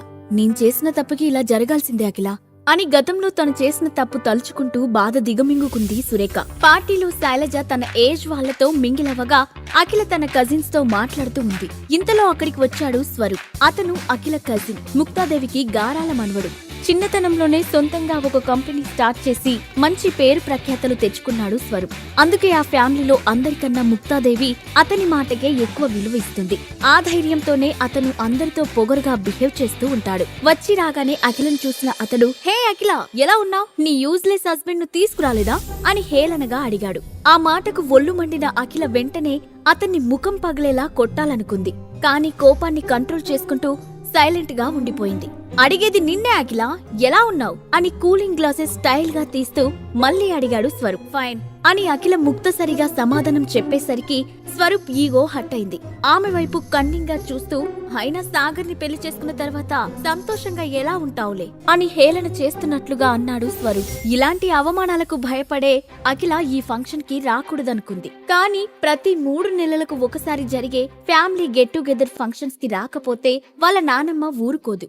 ఎవరు ఎలాంటి పరిస్థితుల్లో ఉన్నా సరే ఫంక్షన్ కి వచ్చి ఖచ్చితంగా అటెండ్ అవ్వాలి. లేదంటే తర్వాత జరిగే పరిణామాలకి బాధ్యత వహించడం చాలా కష్టంగా ఉంటుంది. ఇంతలో అఖిల మెడలో మెరిసిపోతున్న విక్టోరియా డైమండ్ నెక్లెస్ ను చూసి, మంచి భర్తను ఎలాగో సంపాదించలేకపోయావు, కనీసం ఒంటికి పెట్టుకునే ఆర్నమెంట్స్ అయినా రియల్ వి పెట్టుకోవచ్చు కదా అని యాటిట్యూడ్ గా అన్నాడు స్వరూప్. నీకీ మధ్య సైట్ ఏమైనా వచ్చిందా స్వరూప్ అని చేతులు కట్టుకుంటూ అంతే యాటిట్యూడ్ గా అడిగింది అఖిల. వాట్ యు మీన్ అని కనుబొమ్మలు ఎగరేస్తూ అడిగాడు స్వరూప్. మరి లేకపోతే రియల్ డైమండ్ నెక్లెస్ ను పట్టుకుని నకిలీ అని ఎలా అంటావ్ అని అతడి కళ్ళలోకి సూటిగా చూస్తూ అడిగింది అఖిల. నైస్ కామెడీ అఖిల అని పొట్ట పట్టుకుని నవ్వుతూ, మీకున్న స్తోమతకి దాన్ని తాకడమే గొప్ప, అలాంటిది కొన్నారంటే ఎలా నమ్మమంటావ్? వరల్డ్లో ది మోస్ట్ ఎక్స్పెన్సివ్ డైమండ్ అది. దాన్ని కొనాలని 6 నెలల నుంచి ప్రయత్నిస్తుంటే నాకే దొరకలేదు, అలాంటిది నీకెలా దొరికింది? అది ఖచ్చితంగా నకిలీ నెక్లెసే అని తేల్చి చెప్పేశాడు స్వరూప్. ఇంతలో నమ్మకపోతే మానే, నీ నమ్మకంతో ఇక్కడ ఎవరికీ పనిలేదు అని గొంతు వినిపించడంతో అక్కడున్న వాళ్ళంతా తల తిప్పి అటువైపు చూశారు. అప్పుడే ఫ్యాషన్ షోలో మేల్ మోడల్లా స్టైల్ గా నడుచుకుంటూ అక్కడికి వచ్చాడు సాగర్. అతని ఒంటి మీద ఉన్న తివారీ కంపెనీ సూట్ చూసి అఖిల, స్వరూప్ ఇద్దరు షాక్ అయ్యారు. అఖిల మెడలో ఉన్న డైమండ్ నెక్లెస్ లానే తివారీ కంపెనీ సూట్ కూడా ఖరీదెక్కువ. సాగర్, ఈ సూట్ నీకెక్కడిది అని అతడి వైపు స్ట్రేంజ్ గా చూస్తూ అడిగాడు స్వరూప్. అదేం పిచ్చి ప్రశ్న బ్రదర్ అని అడిగాడు సాగర్. ఇంత కాస్ట్లీ సూట్ నీ ఒంటి మీద చూసేసరికి నిజంగానే పిచ్చెక్కింది. దాని ఖరీదు ఎంతో తెలుసా? ఆ సూట్ కంపెనీ పేరైనా ఎప్పుడైనా విన్నావా అని సాగర్ ను చిన్న చూపు చూస్తూ అన్నాడు స్వరూప్. ఇది తివారీ సూట్ అని తెలుసు, దీని కాస్ట్ 2 లక్షలని కూడా తెలుసు అని స్టైల్ గా సమాధానమిచ్చాడు సాగర్. ఇది కలో నిజమో నాకు అర్థం కావడం లేదు. అఖిల మెడలో ఉన్న డైమండ్ నెక్లెస్ చిన్న షాక్ ఇస్తే నువ్వు వేసుకున్న సూటు డెడ్ షాక్ ఇచ్చింది అని తల పట్టుకుంటూ అన్నాడు స్వరూప్. సో దీన్ని బట్టి నీకు అర్థమైందేంటి? ఎవరిని ఎప్పుడూ తక్కువ అంచనా వేయకూడదని. ఊడిపోయిన స్వరూప్ కోట్ బటన్ పెడుతూ అన్నాడు సాగర్. అతని ప్రవర్తనను ఆశ్చర్యంగా చూసింది అఖిల. ఇంతలో ప్యాలెస్ నుంచి బయటకు వచ్చింది ముక్తాదేవి. ఆవిడ రావడంతో అందరూ పిన్ డ్రాప్ సైలెంట్ గా మారిపోయారు. కూర్చున్న వాళ్ళందరూ లేచి నిలబడి ఆమెకు మర్యాద ఇస్తున్నారు. అలా నిలబడిన వాళ్ళలో సాగర్ ని చూడగానే ముక్తాదేవి ముఖం మీద అప్పటి వరకు ఉన్న చిరునవ్వు ఎగిరిపోయింది. సాగర్ అంటే అఖిలకి మాత్రమే కాదు, అఖిల ఫ్యామిలీలో ఎవరికీ ఇష్టం లేదు. అతడి ఒంటి మీద ఎంత ఖరీదైన బట్టలు ఉన్నప్పటికీ అతనొక పురుగులాగానే చూస్తున్నారే తప్ప కనీసం మనిషిలా కూడా చూడడం లేదు. Granny, how is your health now అని ముక్తాదేవి దగ్గరికి ప్రేమగా వెళ్లి అడిగాడు స్వరూప్. నా హెల్త్ కి ఏమవుతుంది నాన్న, నువ్వు నా పక్కన ఉండగా అని అతని చెంపల్ని ప్రేమగా తడుముతూ అంది ముక్తాదేవి. చాలు, మీ ప్రేమ అనురాగాలు అయిపోతే డిన్నర్ చేయడానికి రండి అని ముక్తాదేవి చేయి పట్టుకుని డైనింగ్ టేబుల్ దగ్గరికి తీసుకుని వెళ్ళింది సురేఖ. ముక్తాదేవి ప్యాలెస్ బయట 2 ఎకరాల గార్డెన్ లో 50 మందికి సరిపడే పెద్ద డైనింగ్ టేబుల్ ఉంది. దాని చుట్టూ డీజే సెట్టింగ్లు, ఫెరీ లైట్స్ తో మొత్తం నిండిపోయింది. అందరూ భోజనానికి కూర్చున్నారు. గ్రానీ, ఈ రోజు ఏమైనా స్పెషల్ గా మాకు చెప్పాలా అని డిన్నర్ చేస్తూ అడిగాడు స్వరూప్. చాలా ఇంపార్టెంట్ విషయం చెప్పాలి స్వరూప్, అందుకే ఈ ఫంక్షన్ కి ఎవరు మిస్ అవ్వద్దని మరీ చెప్పాను అని వైన్ సిప్ చేస్తూ అంది ముక్తాదేవి. ఏంటి గ్రానీ అది అని స్వరూప్ అడగడంతో అక్కడ ఉన్న వాళ్ళందరూ ముక్తాదేవి వైపు ఏం చెప్తుందా అని ఆతృతగా చూస్తున్నారు. మీకు స్వప్నలోక్ మీడియా గురించి తెలుసు కదా అని డైరెక్ట్ గా విషయంలోకి వచ్చేస్తూ అంది ముక్తాదేవి. దాని గురించి తెలియకుండా ఎలా ఉంటుంది గ్రాని? ఆ మీడియాతో కొలాబరేట్ అవ్వాలని గత కొన్ని సంవత్సరాలుగా ప్రయత్నిస్తున్నాం కదా, కానీ అవ్వలేకపోయాం అని పిడికిలి బిగించి టేబుల్ మీద డిసప్పాయింటెడ్ గా కొడుతూ అన్నాడు స్వరూప్. స్వప్నలోక్ మీడియా గురించి వినగానే సాగర్ కళ్ళు పెద్దవయ్యాయి. కూల్ గా ఉండు స్వరూప్, ఇప్పటి వరకు కానిది ఇక మీదట అవ్వబోతుంది అని చెబుతున్న ముక్తాదేవి పెదవుల మీద కన్నింగ్ స్మైల్ కనబడింది. అక్కడ కూర్చున్న వాళ్ళు ఎవరూ ముక్తాదేవిని ప్రశ్నించే ధైర్యం చేయలేకపోతున్నారు, ఒక్క స్వరూప్ తప్ప. How is this possible granny అని అనుమానంగా అడిగాడు స్వరూప్. రేపు స్వప్నలోక్ మీడియాకి కొత్త సీఈఓ రాబోతున్నాడంట. అతడికి నీ ఏజే ఉండొచ్చు అని నా ఇన్ఫార్మర్లు చెప్పారు. సో మనం అతడిని మచ్చిక చేసుకుంటే ఆ మీడియాతో మన ముక్తా గ్రూప్ కొలాబరేట్ అవ్వడం ఈజీ అవుతుంది అని తన ఆలోచనని చెప్పింది ముక్తాదేవి. వాట్? స్వప్నలోక్ మీడియాకి కొత్త సీఈఓ రాబోతున్నాడా? ఇన్ని సంవత్సరాలుగా మారని సీఈఓ ఇప్పుడు ఎందుకు మారుతున్నాడు అని అందరికీ ఉన్న అనుమానాన్ని ముక్తాదేవిని అడిగాడు స్వరూప్. ఇదంతా ఇంకా తెలీదు స్వరూప్, కానీ ఇది మనకి మంచి అవకాశమని తెలుస్తుంది. ఒకవేళ ఆ కొత్త సీఈఓని మన రూట్లోకి లాక్కుంటే మన స్థాయి వేరే లెవెల్కి వెళ్తుంది అని సంతోషంగా అంది ముక్తాదేవి. ఆమె మాటలు సాగర్ ని ఆశ్చర్యపరిచాయి, అలాగే నవ్వు కూడా తీసుకొచ్చాయి. ఎందుకంటే ఆ మీడియాకి కాబోయే సీఈఓ తమ పక్కనే ఉన్నాడని తెలియక అతన్ని ఎలా బుట్టలో వేసుకోవాలా అని తన ముందే ప్లాన్లు వేసుకుంటున్నారు. స్వప్నలోక్ మీడియా కొత్త సీఈఓతో మాట్లాడడానికి ఎవరెవరు ఇంట్రెస్ట్ చూపిస్తున్నారు అని తన ఎదురుగా కూర్చున్న వాళ్ళని చూస్తూ గంభీరంగా అడిగింది ముక్తాదేవి. ఆవిడ దగ్గర తమని తాము నిరూపించుకోవడానికి అదే మంచి అవకాశం అనుకున్న యంగ్స్టర్స్ నేను వెళ్తానని చేతులు ఎత్తి ఆసక్తి చూపించారు. గుడ్, అందరిలోనూ పోటీ స్పిరిట్ ఉంది. కాకపోతే ఇది చాలా ప్రెస్టీజియస్ ఇష్యూ, ఎవరికి పడితే వాళ్ళకి ఈ బాధ్యత అప్పగించలేను అంటూ స్వరూప్ వైపుకు తిరిగి, స్వరూప్, ఈ బాధ్యత నీకు అప్పగిస్తున్నాను, నువ్వే ఈ డీల్ ఓకే అయ్యేలా చేయాలి అని అతడి చేతుల మీద చేయి వేస్తూ అంది ముక్తాదేవి. నువ్వింక రిలాక్స్ అవు గ్రానీ, ఇక నేను చూసుకుంటాను అని గర్వంగా అన్నాడు స్వరూప్. వాళ్ళిద్దరి సంభాషణ విని తనలో తాను నవ్వుకుంటూ చూస్తున్నాడు సాగర్. స్వప్నలోక్ మీడియా కొత్త సీఈఓ సాగర్ అని స్వరూప్ కి తెలుస్తుందా? ముక్తాదేవి ఆశ నెరవేరుతుందా? సాగర్ కి 2 లక్షల విలువ చేసే సూట్ అప్పటికప్పుడు ఎలా వచ్చిందని అఖిల ఎందుకు అనుమానపడలేదు? తన ముందే స్వప్నలోక్ మీడియా కొత్త సీఈఓ గురించి మాట్లాడుకుంటున్న ముక్తాదేవి స్వరూప్లను చూసి తనలో తాను నవ్వుకున్నాడు సాగర్. ఇదే మనకి చివరి అవకాశం స్వరూప్, దీన్ని ఎట్టి పరిస్థితుల్లోనూ వదలకూడదు అని కమాండింగ్ టోన్లో చెప్పింది ముక్తాదేవి. గ్రానీ, ట్రస్ట్ మీ, రేపు ఈ టైంకి మీరు గుడ్ న్యూస్ వినకపోతే నా పేరు మార్చుకుంటాను అని చాలా కాన్ఫిడెంట్ గా చెప్పాడు స్వరూప్. ముక్తాదేవితో ఏదో చెప్పాలని అఖిల తనలో తాను మదన పడిపోతుంది, కాని ఆమె ముందు నోరు తెరిచి ధైర్యంగా మాట్లాడే సాహసం చేయడం లేదు. అది గమనించిన సాగర్ అఖిల ఫేస్ లోకి సూటిగా చూస్తూ, అఖిల ఏమైంది, ఎందుకు టెన్షన్ గా కనిపిస్తున్నావు అని అనుకుంటూ కనుబొమ్మలు ఎగిరేసి ఏంటి విషయం అని సైగల ద్వారా అడిగాడు సాగర్. నథింగ్, లైట్ తీసుకో అన్నట్లు చూసింది అఖిల. నిజానికి స్వరూప్ ప్లేస్ లో స్వప్నలోక్ మీడియా కొత్త సీఈఓని కలవడానికి తాను వెళ్ళాలి అనుకుంటుంది అఖిల. ఆ మీడియాతో టైఅప్ అయితే ముక్తా గ్రూప్ కి సబ్ కంపెనీగా ఉన్న తన అఖిల సొల్యూషన్స్ కంపెనీకి కూడా ఇన్వెస్టర్స్ ఈజీగా దొరుకుతారు. అందుకే ఆ డీల్ ని తాను చేయాలని అనుకుంది. కానీ ముక్తాదేవి డెసిషన్ విన్న తర్వాత సైలెంట్ అయింది. ఆ తర్వాత కాసేపటికి అందరూ డిన్నర్ చేసిన తర్వాత ఎవరి ఇంటికి వాళ్ళు వెళ్లిపోయారు. ఇంటికి తిరిగి వచ్చిన శైలజ తన వెనకాల వస్తున్న అఖిల సాగర్లను చూస్తూ వీళ్ళిద్దరి మధ్య ఏం జరుగుతుందో అర్థం కావడం లేదు, కానీ ఏదో ఒకటి చేసి త్వరగా వారసుని పొందాలి.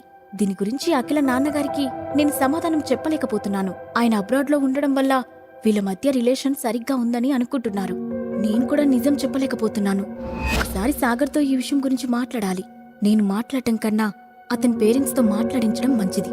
కానీ ఎన్నిసార్లు అడిగినా సాగర్ తన పేరెంట్స్ గురించి చెప్పకుండా ఏదో ఒకటి దాటేస్తున్నాడు.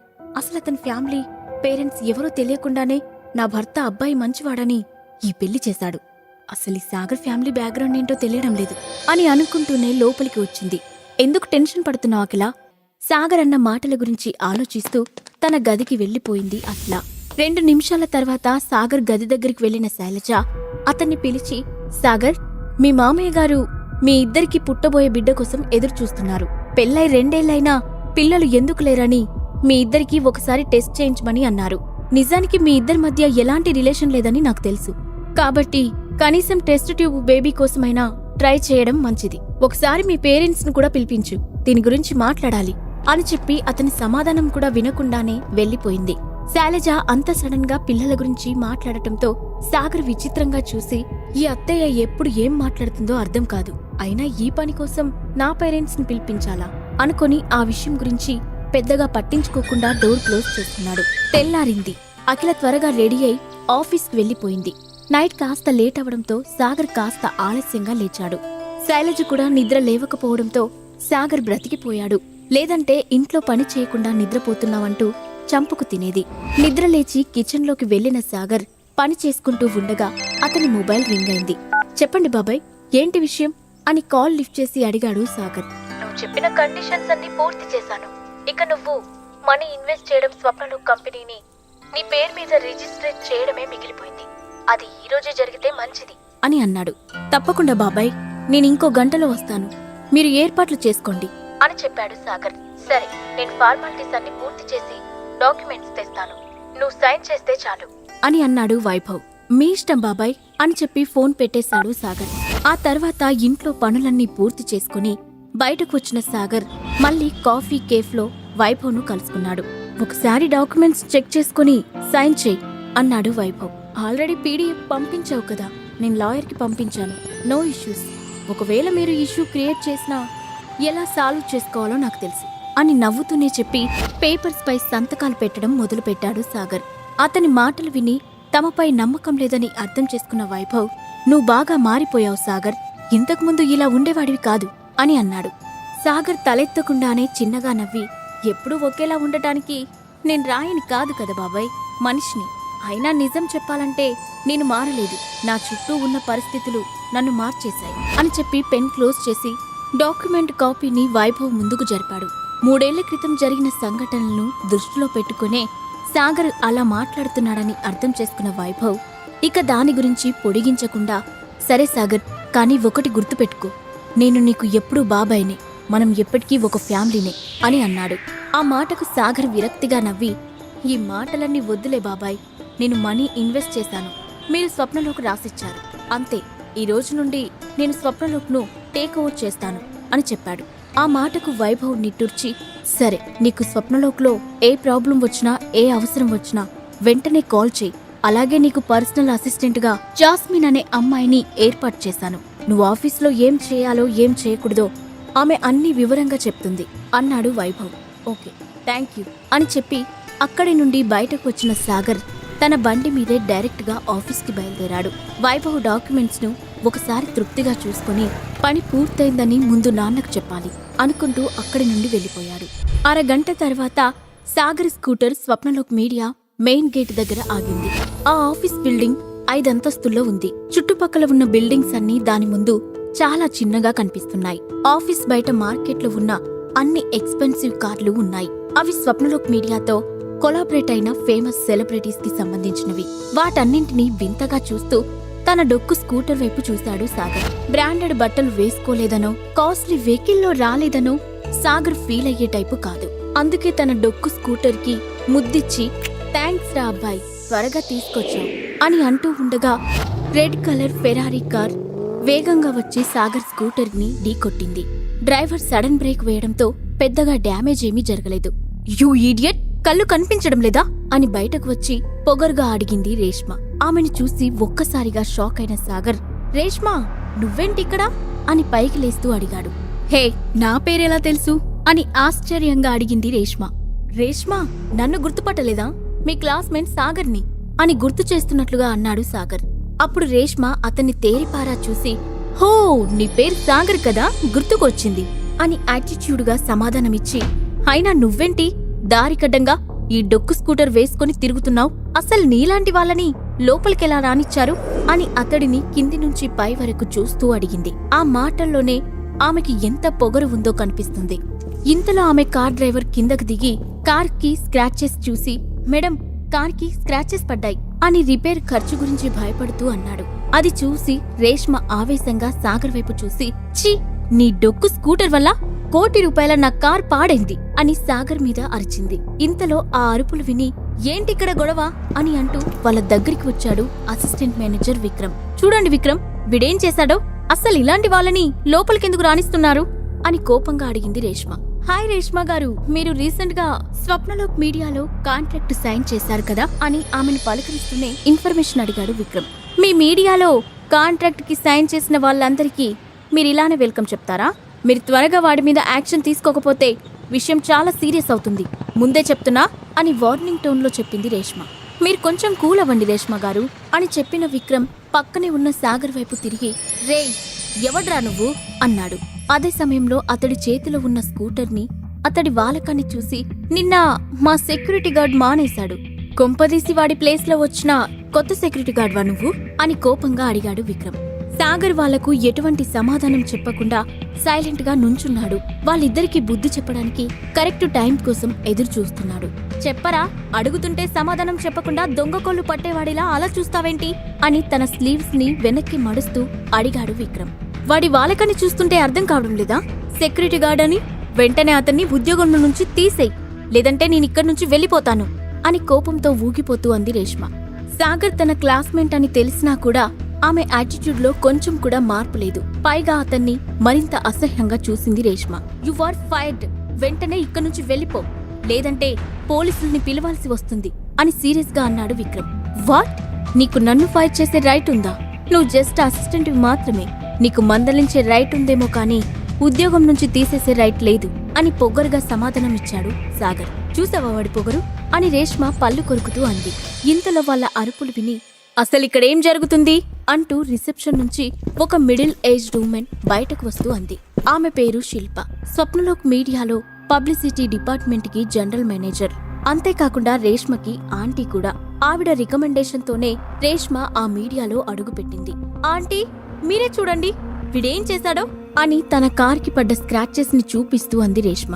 అది చూసి సిచ్యువేషన్ ని అర్థం చేసుకున్న శిల్ప, బయట గొడవ పడితే తమ రిప్యుటేషన్ పోతుంది అనుకుని రేష్మని కామ్ చేసి, ఏయ్ నువ్వు త్వరగా సారీ చెప్పి ఇక్కడి నుంచి వెళ్ళిపో, ఈ రోజు అసలే కొత్త సీఓ రాబోతున్నారు, నీలాంటి వాళ్ళని ఇక్కడ చూస్తే ఆయన చాలా పెద్ద శిక్ష వేస్తారు అని భయపెడుతూ అంది. ఏంటి సైలెంట్ గా ఉన్నానని మీ ముగ్గురు రెచ్చిపోతున్నారు? నా స్కూటర్ ముందుంటే వెనుకొచ్చిన కార్కి ఎలా యాక్సిడెంట్ చేస్తాను? సారీ చెప్పాల్సింది నేను కాదు, ఆమె అని గంభీరంగా అన్నాడు సాగర్. అతని మాటలకు శిల్ప కోపంతో ఊగిపోతూ, వాట్ ద హెల్, అసలు నీ గురించి నువ్వేమనుకుంటున్నావురా అని సాగర్ పైకి దూసుకెళ్ళింది. కాని ఇంతలో, how dare you to talk like this to him అని శిల్పకి అడ్డుగా వచ్చి అంది జాస్మిన్. ఆమెను హఠాత్తుగా అక్కడ చూసిన శిల్ప వెంటనే ఆగిపోయి, జాస్మిన్ ఏంటి ఇలా మాట్లాడుతున్నావు? వాడేమైనా ఈ కంపెనీకి కొత్త సీఓనా? ఇంతలా భయపడిపోతున్నావు అని వెటకారంగా అడిగింది.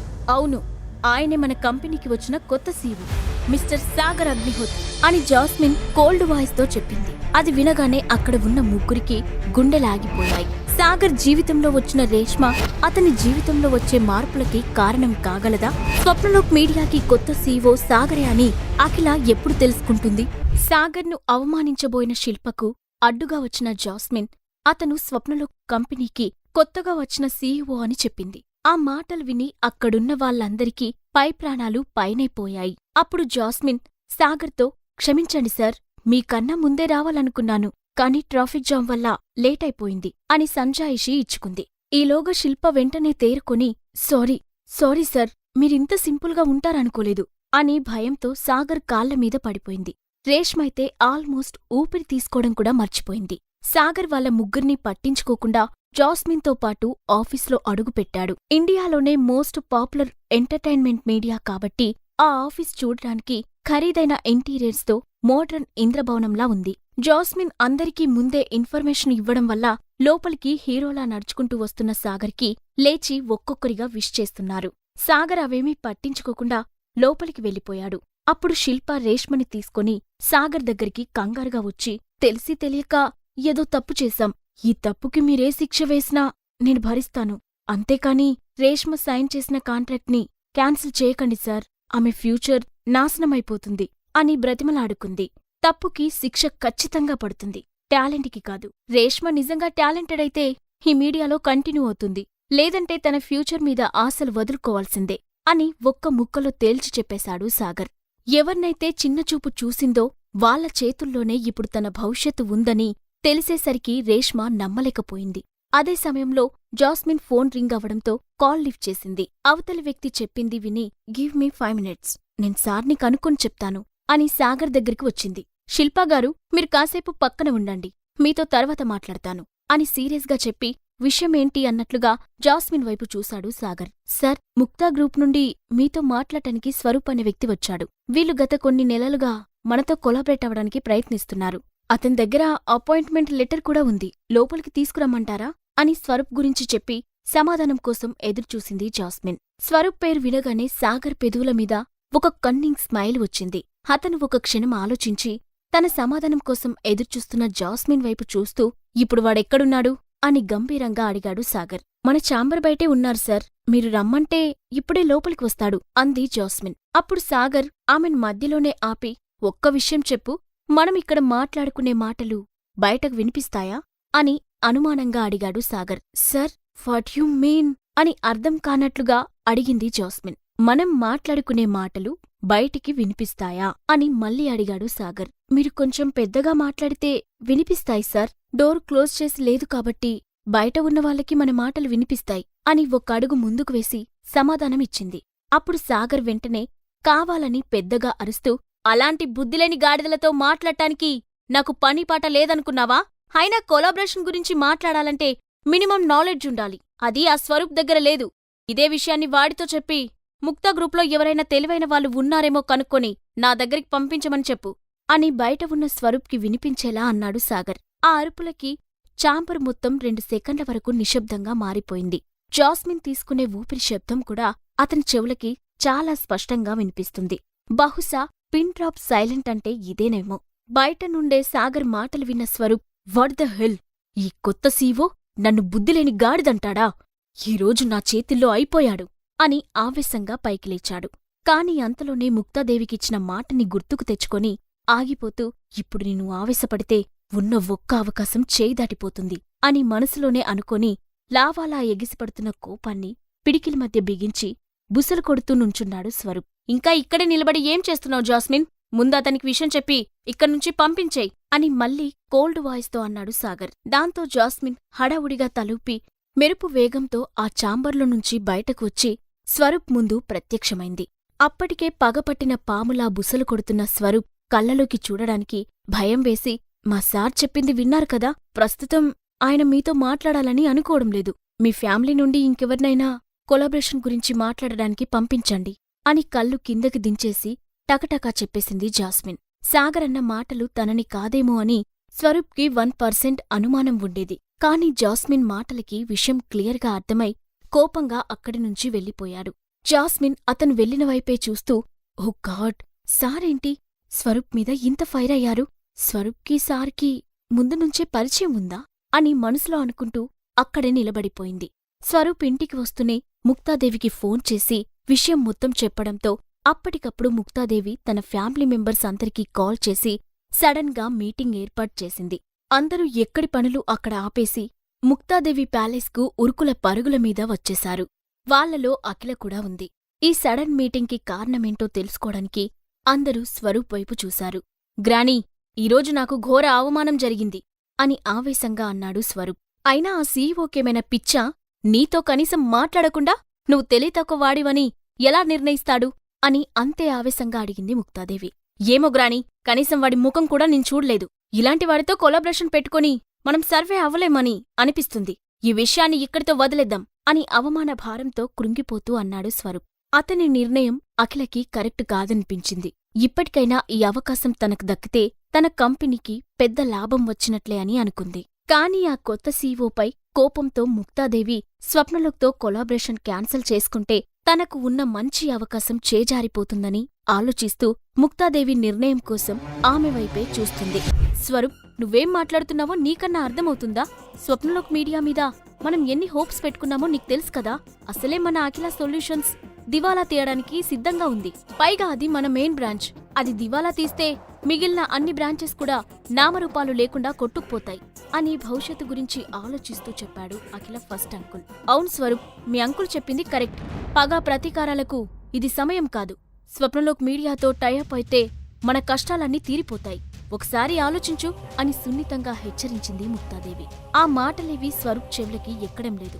కోపం, ఆవేశం అతడి మెదడుని పురుగులా తినేస్తున్నాయి. ఆ ఆవేశాన్ని ఎవరిమీద చూపించాలో తెలియక తన పక్కన ఉన్న అఖిల వైపు చూస్తూ, సరే అయితే ఈ పనిని అఖిలకు అప్పగించండి. తనే కదా అఖిల సొల్యూషన్స్కి ఎండి. తనే ఈ ప్రాబ్లంని సాల్వ్ చేస్తుంది అని వెటకారంగా అన్నాడు స్వరూప్. ఆ మాట వినగానే అఖిలతో పాటు అక్కడ ఉన్న వాళ్ళందరూ షాక్ అయ్యారు. నిజానికి స్వరూప్ వెటకారంగా అన్నా కూడా అఖిల మనసులో ఆశ కలిగింది. దాంతో ఆమె ఈ స్వరూప్ కోపంలో అన్నా కరెక్ట్ మాటే అన్నాడు అని తనలో తానే అనుకుంది. కాని ఆ పని అఖిలకు అప్పగించడం ముక్తాదేవికి ఇష్టం లేదు. ఒకవేళ ఆ మాట స్వరూప్ కాకుండా ఇంకెవరైనా అని ఉంటే ఖచ్చితంగా అక్కడ పెద్ద గొడవే జరిగుండేది. కాని తన ప్రియమైన మన్వడు ఆ ప్రపోజల్ పెట్టడంతో కాదనలేక, సరే తనని పంపిస్తాను, నువ్వు ముందు కూల్ అవు స్వరూప్, ప్రతి ప్రశ్నకి ఆవేశం సమాధానం కాదు అని అతన్ని కూల్ చేస్తూ అంది ముక్తాదేవి. ఆ క్షణం ముక్తాదేవితో అఖిల ఏదో చెప్పాలని అనుకుంది. కాని ఎప్పటిలాగే ఆమె నోరు దాటి మాటలు బయటకు రావడం లేదు. కొన్ని వందల మంది ముందు ధైర్యంగా స్పీచ్లిచ్చే అఖిల సొంత నానమ్మ ముందు నోరు మెదపలేకపోతుంది. యాటిట్యూడ్కి, ఆరోగంట్కి మారుపేరైన ఆమె ముక్తాదేవి ముందు పిల్లిలా మారిపోయింది. అప్పుడు ముక్తాదేవి అఖిల వైపు అయిష్టంగానే చూస్తూ, విషయం అర్థమైంది కదా అఖిల, రేపు వెళ్ళి ఆ డీల్ సంగతి చూడు అని చెప్పింది. ఆ మాటకు అఖిల లోపలే సంతోషంతో ఉబ్బి తబ్బిబ్బై బయటకు మాత్రం కూల్గా చూస్తూ సరే గ్రాని అని తలూపింది. దాంతో సరే మీటింగ్ అయిపోయింది, ఇక ఎవరింటికి వాళ్ళు వెళ్ళండి అని చెప్పి తన గదికి వెళ్లిపోయింది ముక్తాదేవి. అప్పుడు స్వరూప్ అక్కడి నుంచి వెళ్తూ హాల్లో నిలబడి ఉన్న అఖిల వైపు చూసి, నా వల్లే కాలేదు, ఇంకా నీ వల్లేమవుతుంది అఖిల, నువ్వు కూడా వెళ్ళి ఆ తలతిక్క సీఈఓ చేతిలో అవమానం పాలై తిరిగిరా అని తనలో తాను అనుకుంటూ నవ్వుకున్నాడు. ఆ రోజు సాయంత్రం అఖిల తన గదిలో కూర్చొని ఇప్పుడేం చేయాలా అని ఆలోచిస్తుంది. ఆమె అంతలా ఆలోచించడానికి కారణం భయం కాదు, అనుమానం. అసలు ఏ కారణం లేకుండా స్వరూప్ని అవమానించి ఆ కొత్త సీఈఓ ఎందుకు పంపించేశాడు? అసలతడు మా ఫ్యామిలీ నుంచి ఏం ఎక్స్పెక్ట్ చేస్తున్నాడు అని రకరకాల ఆలోచనలతో పిచ్చెక్కిపోయేలా ఆలోచిస్తుంది అఖిల. చాలాసేపటి వరకు అదే ఆలోచనతో సతమతమైన ఆమె, హో గాడ్, అసలా కొత్త సీఈఓ ఎవరు? నా ఊహకందడం లేదు అంటూ తన గదిలో అటూ ఇటూ కాలు కాలిన పిల్లిలా తిరుగుతూ ఉంది. ఇంతలో సడన్ గా ఆ రూంలోకి ఎంట్రీ ఇచ్చింది రజిత. ఆలోచనలతో పిచ్చెక్కిపోతున్న అఖిల ఆమెను చూడగానే వెంటనే హగ్ చేసుకుని, కరెక్ట్ టైంకి వచ్చావే అని కాస్త రిలీఫ్గా అంది. ఏమైంది అఖిల, మళ్ళీ మీ ఆయన ఏదైనా ట్రబుల్ క్రియేట్ చేశాడా అని కొంటెగా అడుగుతూ ఆ గది చుట్టుపక్కల చూసి, సాగర్ కింద లేకపోతే నీ గదిలో ఉన్నాడేమో అనుకున్నాను, ఇక్కడ కూడా లేడేంటి అని కాస్త అసహనంగా అడిగింది రజిత. రోజూ ఆఫీస్ నుంచి రాగానే ఏమైనా కావాలా అని అడిగే సాగర్ ఈరోజు ఇంటికి వచ్చిన దగ్గర్నుంచి తన దగ్గరికి రాకపోవడంతో అఖిలకి కూడా అనుమానం వచ్చింది. కాని ఏదైనా పనిమీద బయటకు వెళ్లాడేమో అనుకొని ఆ విషయాన్ని పెద్దగా పట్టించుకోలేదు. ఆఫీస్లో కొంచెం పని ఉంటే త్వరగా వెళ్ళిపోయాను, మేబీ నా వెనకాల సాగర్ కూడా ఏదైనా పనిమీద బయటకు వెళ్లాడేమో అని చెప్పింది అఖిల. ఏంటఖిల సమాధానం?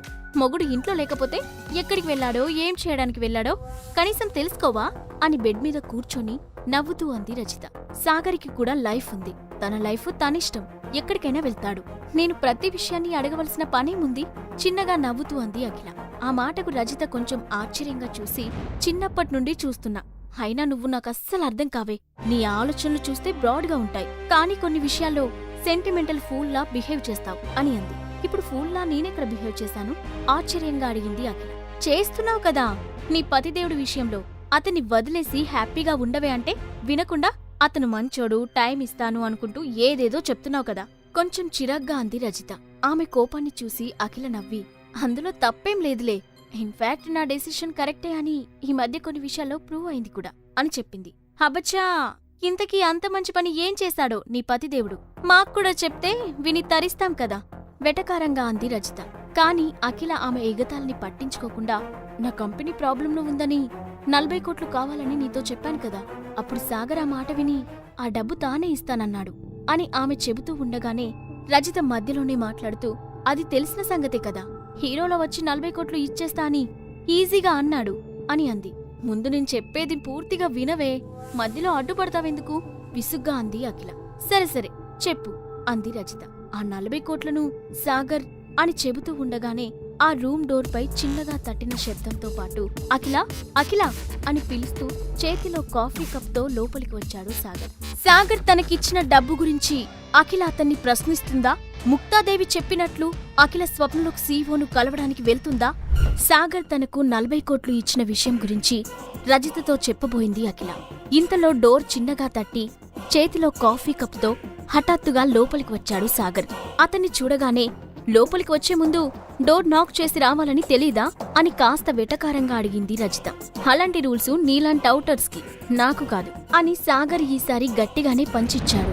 వాళ్ళిద్దరికీ మాటలతోనే యుద్ధం చేసుకోవడం ముందు నుండి అలవాటుగా మారిపోవడంతో అఖిల ఆ గొడవకు నవ్వుకొని, సాగర్, నేను నిన్నట్నుండి నీతో ఒక విషయం మాట్లాడాలని అనుకుంటున్నాను, కానీ టైం దొరకడం లేదు అని అంది. ఆమె తానిచ్చిన 40 కోట్ల గురించి మాట్లాడాలని అనుకుంటుందని ఊహించిన సాగర్, చెప్పకిలా, ఏంటి విషయం అని అడిగాడు. నువ్వు మొన్న 40 కోట్లు అడ్జస్ట్ చేశావు కదా, అంత డబ్బు నీకెక్కడిది? అంతేకాకుండా ఫ్యామిలీ మీట్లో కూడా నువ్వు చాలా స్ట్రేంజ్ గా బిహేవ్ చేశావు. అతని ముఖం వైపే సూటిగా చూస్తూ అనుమానంగా అడిగింది అఖిల. ఆ మాట వినగానే రజిత ఆశ్చర్యంతో కళ్ళు పెద్దవి చేసి, ఏంటి, నీ భర్త నీకోసం 40 కోట్లు అడ్జస్ట్ చేశాడా అని అడిగి అంతలోనే అఖిల వైపు అనుమానంగా చూసి, నువ్వు జోక్ చేయడం లేదు కదా అని అడిగింది. లేదు రజిత, సీరియస్ గానే చెప్తున్నాను. సాగర్ 40 కోట్ల అమౌంట్ నా అకౌంట్లోకి ట్రాన్స్ఫర్ చేశాడు అని చెప్పి సాగర్ వైపు చూసి, సాగర్, నువ్విచ్చిన డబ్బు ఎక్కడి నుంచి వచ్చిందో తెలుసుకున్న తర్వాతే ఆ డబ్బును నేను వాడతాను అని అంది. ఆ మాటకు సాగర్ ఏదో చెప్పబోతుండగా రజిత మధ్యలోనే అడ్డుకొని, ఏ అఖిల, ముందు ఒకసారి నిజంగానే నీ అకౌంట్లో అంత డబ్బు ఉందో లేదో చెక్ చేయి. నాకెందుకో ఈ సాగర్ మీద నమ్మకం లేదు. అతను నీపై ఏదైనా ఫ్రాంక్ చేసి ఆట పట్టించాలని అనుకుంటున్నాడేమో అని సాగర్ వైపు చూస్తూ అనుమానంగా చెప్పింది. ఆ మాటకు సాగర్ ఆమె వైపు కోపంగా చూసి వెంటనే అఖిల వైపు తిరిగి, అఖిల, నువ్వు ఈ పిచ్చిదాని మాటలు పట్టించుకోకు. నేనెప్పుడైనా నీకు సరదాగా అయినా అబద్ధం చెప్పానా అని ఆమె కళ్ళలోకి ప్రేమగా చూస్తూ అన్నాడు సాగర్. ఆమె ముఖంలో ఎక్స్పెక్టేషన్స్ చూసిన అఖిలకు అంతా అయోమయంగా అనిపించింది. ఆమెకు ఏం అర్థం కావడం లేదు. ఎందుకంటే 2 రోజుల క్రితం వరకు తన మీదే ఆధారపడి బ్రతికిన సాగర్ హఠాత్తుగా తనని ఫైనాన్షియల్ గా ఆదుకునేంత ఎత్తుకు ఎదగాడంటే నమ్మడానికి కాస్త కష్టంగా ఉంది. ఇంతలో రజిత, హే అఖిల, ఇలాంటి మాటలకు అతని బుట్టలో పడిపోకు. ముందు నువ్వు బ్యాంకుకి కాల్ చేసి అమౌంట్ చెక్ చేయి అని అంది. కానీ అఖిలకు సాగర్ను అనుమానించాలని అనిపించలేదు. అందుకే ఆమె కాల్ చేయకుండా మౌనంగా ఉండిపోయింది. అది అర్థం చేసుకున్న రజిత, సరే, నాకు నీ బ్యాంక్ డీటెయిల్స్ అన్నీ తెలుసు కాబట్టి నేనే కాల్ చేస్తాను అంటూ అఖిల చేతిలో నుండి ఫోన్ లాక్కొని బ్యాంకుకి కాల్ చేసి అఖిల అకౌంట్ నంబర్ చెప్పి బ్యాలెన్స్ అమౌంట్ చెప్పమని అడిగింది. అటువైపు నుండి ఫోన్లో ఏదో సమాధానం రావడంతో రజిత ముఖం షాక్ తో నిండిపోయింది. ఏం జరిగిందో తెలియక అఖిల ఆమె వైపు ఆదుర్దాగా చూసింది. అప్పుడు కాల్ కట్ చేసిన Rajitha, how is it possible అని ఆశ్చర్యంతో పెద్దగా అరిచింది. ఆ అరుపులకు బయట ఉన్న శైలజ లోపలికి కంగారుగా వచ్చింది. బేబీ, ఏం జరిగింది? రజిత ఎందుకు పిచ్చి పట్టినట్లు అరుస్తుంది అని అసహనంగా అడిగింది శైలజ. అఖిల కూడా రజిత వైపు అయోమయంగా చూస్తూ ఉండటంతో ఆమె ప్రశ్నకు సమాధానం చెప్పలేదు. అప్పుడు శైలజ వెంటనే రజితను పట్టుకొని కదిలిస్తూ, ఏ రజిత, ఏమైంది? ఎందుకలా కరెంట్ షాక్ కొట్టిన కాకిలా నిలబడిపోయావ్ అని అడిగింది. ఆ కుదుపులకు తేరుకున్న రజిత ముందుగా సాగర్ వైపు వింతగా చూసి ఆ తర్వాత శైలజ వైపు తిరిగి, ఆంటీ, మీ అల్లుడు అద్భుతం చేశాడు. అఖిల అకౌంట్లోకి 40 కోట్లు ట్రాన్స్ఫర్ చేశాడు అని పెద్దగా అరుస్తూ చెప్పింది. ఆ మాట విన్న శైలజ, వాట్, 40 కోట్లా? నీకేమైనా పిచ్చి పట్టిందా రజిత? లేదంటే కూర్చొనే పగటి కలలు కంటున్నావా అని వెటకారంగా అడిగింది శైలజ. అయ్యో ఆంటీ, నిజం, కావాలంటే మీ అల్లుడినే అడగండి అని సాగర్ని చూపిస్తూ చెప్పింది రజిత. దాంతో శైలజ వెంటనే సాగర్ వైపు తిరిగి, సాగర్, ఈ పిచ్చిదేం మాట్లాడుతుంది? ఆమె చెప్పేది నిజమేనా? నీకంత డబ్బు ఎక్కడ్నుంచి వచ్చింది అని అడిగింది. సాగర్ ఆమెకు ఏం సమాధానం చెప్పాలో తెలియనట్లు తడబడుతూ ఉండటంతో అఖిల వెంటనే రజిత, శైలజల వైపు చూసి, ఒకసారి మీరిద్దరూ బయటకు వెళ్ళండి, నేను సాగర్తో ప్రైవేట్గా మాట్లాడాలి అని చెప్తూనే వాళ్ళను బయటకు పంపించి ఆ రూమ్ డోర్ క్లోజ్ చేసింది. ఆ తర్వాత సాగర్ వైపు తిరిగి, సాగర్, నిజం చెప్పు, ఇంత డబ్బు నీ అకౌంట్లోకి ఎలా వచ్చింది? నన్ను ఇంప్రెస్ చేయడానికి ఏదైనా రాంగ్ రూట్లో వెళ్లి సంపాదించావా అని కోల్డ్ వాయిస్ తో అడిగింది అఖిల. ఆ ప్రశ్న విని సాగర్ బాధగా ముఖం పెట్టి, నన్ను అర్థం చేసుకుంది ఇంతేనా అఖిల అని అడిగాడు. నువ్వలాంటి వాడివి కాదని నాకు తెలుసు సాగర్, కాని ఇంత హఠాత్తుగా నీకింత డబ్బు ఎలా వచ్చిందో తెలియడం లేదు. నిజం చెప్పకపోతే నా మనసు అలానే ఆలోచిస్తుంది. అని టెన్షన్ పడుతూ అంది అఖిల. అది అర్థం చేసుకున్న సాగర్, అఖిల ట్రస్ట్ మీ, ఇది నేను తప్పుడు దారిలో సంపాదించిన డబ్బు కాదు. ఎలా సంపాదించాను, ఎంత సంపాదించానో ప్రస్తుతం చెప్పలేను, కానీ టైం వచ్చినప్పుడు ఫస్ట్ నీకే చెప్తాను. అప్పటి వరకు నా మీద నమ్మకంతో ఈ డబ్బులు ధైర్యంగా వాడుకో అని లాలనగా అన్నాడు. అతడి కళ్ళలో నిజాయితీ, మాటల్లో నమ్మకం కనిపిస్తున్నాయి. సాగర్తో కాపురం చెయ్యకపోయినా అతని గురించి అఖిలకి బాగా తెలుసు. అందుకే ఆ డబ్బులు తీసుకోవడానికి ఒప్పుకుంటూ, సరే నిన్ను నమ్ముతాను, కానీ ఈ డబ్బులు నేను నీ దగ్గర భార్య హోదాలో తీసుకోవడం లేదు, అప్పుగా మాత్రమే తీసుకుంటున్నాను. వీలైనంత త్వరలో నీ డబ్బు నీకు ఇచ్చేస్తాను. అందుకు ఓకే అంటేనే నీ డబ్బులు తీసుకుంటా, లేదంటే నాకు అవసరం లేదు అని సెల్ఫ్ రెస్పెక్ట్ తో మాట్లాడింది అఖిల. నీ సెల్ఫ్ రెస్పెక్ట్ గురించి నాకు తెలుసు అఖిల, నీ ఇష్ట ప్రకారమే చెయ్యి అని ఆమె నిర్ణయాన్ని గౌరవిస్తూ అన్నాడు సాగర్. సరే ఇంకా నువ్వు బయటకు వెళ్ళు అని చెప్పి అతన్ని బయటకు పంపించేసింది అఖిల. సాగర్ బయటకు రావడం చూడగానే శైలజ, రజిత హడావుడిగా లోపలికి వెళ్లారు. శైలజ వెంటనే అఖిల దగ్గరకు వెళ్లి, బేబీ అసలేం జరిగింది? సాగర్ 40 కోట్లు ఎలా ఇచ్చాడు? ఏదైనా ఫ్రాడ్ పని చేశాడా అని లోపలికి వస్తూ ఆతృతగా అడిగింది. దాని గురించి నాకేం తెలీదు మమ్మీ, నిజాయితీగా సమాధానమిచ్చింది అఖిల. ఆ సమాధానానికి శైలజ అయోమయంగా చూసి అక్కడి నుండి వెళ్లిపోయింది. అప్పుడు రజిత చిన్నగా, ఏంటే మీ ఆయనకి అంత డబ్బు ఎక్కడ్నుంచొచ్చింది? కొంపదీసి నిన్ను ఇంప్రెస్ చేయడం కోసం ఏ బ్యాంకుకో కన్నం వేయలేదు కదా అని అనుమానంగా అంది. హే రజిత, నీ పిచ్చివాగుడు ఆపు, సాగర్ అలాంటివాడు కాదు వెంటనే సీరియస్ అవుతూ చెప్పింది అఖిల. అబ్బో, మరి ఇంత హఠాత్తుగా డబ్బెక్కడ్నుంచి వచ్చిందమ్మా నీ పతిదేవుడికి? ఎగతాళిగా అంది రజిత. అవన్నీ టైం వచ్చినప్పుడు చెప్తా అన్నాడు అని చెప్తూ కాఫీ కప్ చేతిలోకి తీసుకుంది అఖిల. ఆ టైం ఎప్పుడొస్తుందో, అతను ఏం చెప్తాడో, ఏదైతేనేం నీ ప్రాబ్లం సాల్వ్ అయింది, అది చాలు. ఎంతైనా నీ మొగుడికి నువ్వంటే చాలా ప్రేమ, అది మాత్రం ఒప్పుకొని తీరాల్సిందే నవ్వుతూ అంది రజిత. ఆ మాటకు అఖిల మనసులో ఒక్కసారిగా ఏదో ఫీలింగ్ కలిగినట్లయింది. నిజంగానే సాగర్ తన కోసం ఏదైనా చేయగలడని అనిపించింది. అప్పుడు రజిత మళ్లీ మాట్లాడుతూ, అతను పనిపాట లేకుండా ఇంట్లోనే ఖాళీగా ఉంటున్నాడని అతనిపై ఎప్పుడు చిరాకు పడుతూ ఉంటాను, కానీ నీ విషయంలో అతను ఎప్పుడూ ఒకే రకంగా ఉన్నాడే, అది మాత్రం నిజం అని అంది. అని ఒప్పుకుంది అఖిల. సర్లే ఇక నేను బయలుదేరుతాను, నీ ప్రాబ్లం సాల్వ్ అయింది కాబట్టి ఇక హ్యాపీగా ఉండు అంది రజిత. మనీ ప్రాబ్లం సాల్వ్ అయింది, కానీ కంపెనీకి కొత్త ఇన్వెస్టర్స్ వచ్చేలా చేయాలి, అప్పుడే అన్ని ప్రాబ్లమ్స్ ఒక కొలిక్కి వస్తాయి. దానికోసం రేపు ఒక డీల్ చేయబోతున్నాను, దాని గురించే కొంచెం కంగారుగా ఉంది అని చెప్పింది అఖిల. కంగారెందుకు, నువ్వు తలుచుకుంటే ఏ డీల్ అయినా క్షణాల్లో పూర్తి చేస్తావు, ఆ నమ్మకం నాకుంది, జస్ట్ చిల్ బేబీ అని నవ్వుతూ చెప్పింది రజిత. ఆ మాటకు అఖిల కూడా నవ్వడంతో, గుడ్, ఎప్పుడూ అలాగే నవ్వుతూ ఉండు, ఇక నేను వెళ్ళొస్తా, బాయ్ అని చెప్పి వెళ్లిపోయింది రజిత. నెక్స్ట్ డే మార్నింగ్ కొత్త సీఈఓతో ఏం మాట్లాడాలి, ఎలా మాట్లాడాలి అని బాగా ప్రిపేర్ అయి తన కార్లో స్వప్నలోక్ మీడియాకి బయలుదేరింది అఖిల. అరగంట తర్వాత అఖిల కార్ స్వప్నలోక్ మీడియా ముందు ఆగింది. ఆ మీడియా పేరు వినడమే కాని దానిని చూడడం అఖిలకు ఇదే మొదటిసారి. కొంచెం టెన్షన్ గానే లోపలికి వెళ్లిన Akhila, hi, my name is Akhila, Akhila solutions కి ఎండీని. కొలాబరేషన్ గురించి మీ కొత్త సీఈఓతో మాట్లాడడానికి వచ్చాను, కొంచెం నా గురించి ఇన్ఫార్మ్ చేస్తారా అని రిసెప్షనిస్ట్ ని అడిగింది. ఒక్క నిమిషం మ్యామ్ అంటూ ఎవరికో కాల్ చేసి విషయం చెప్పింది రిసెప్షనిస్ట్. 2 నిమిషాల్లో జాస్మిన్ కొన్ని పేపర్స్ తీసుకొని అఖిల దగ్గరకు వచ్చి, మీరేనా అఖిల సొల్యూషన్స్ ఎండీ అని కన్ఫర్మ్ చేసుకోవడానికి అడిగింది. అఖిల అవును అని సమాధానం ఇవ్వగానే కాంట్రాక్ట్ పేపర్స్ ఆమె చేతికిచ్చి, ఇక్కడ సైన్ చేయండి, మీతో కొలాబరేషన్ కి మా సార్ ఒప్పుకున్నారు అని చిరునవ్వుతో చెప్పింది జాస్మిన్. అది విని అఖిలకి 1 నిమిషం ఏం అర్థం కాలేదు.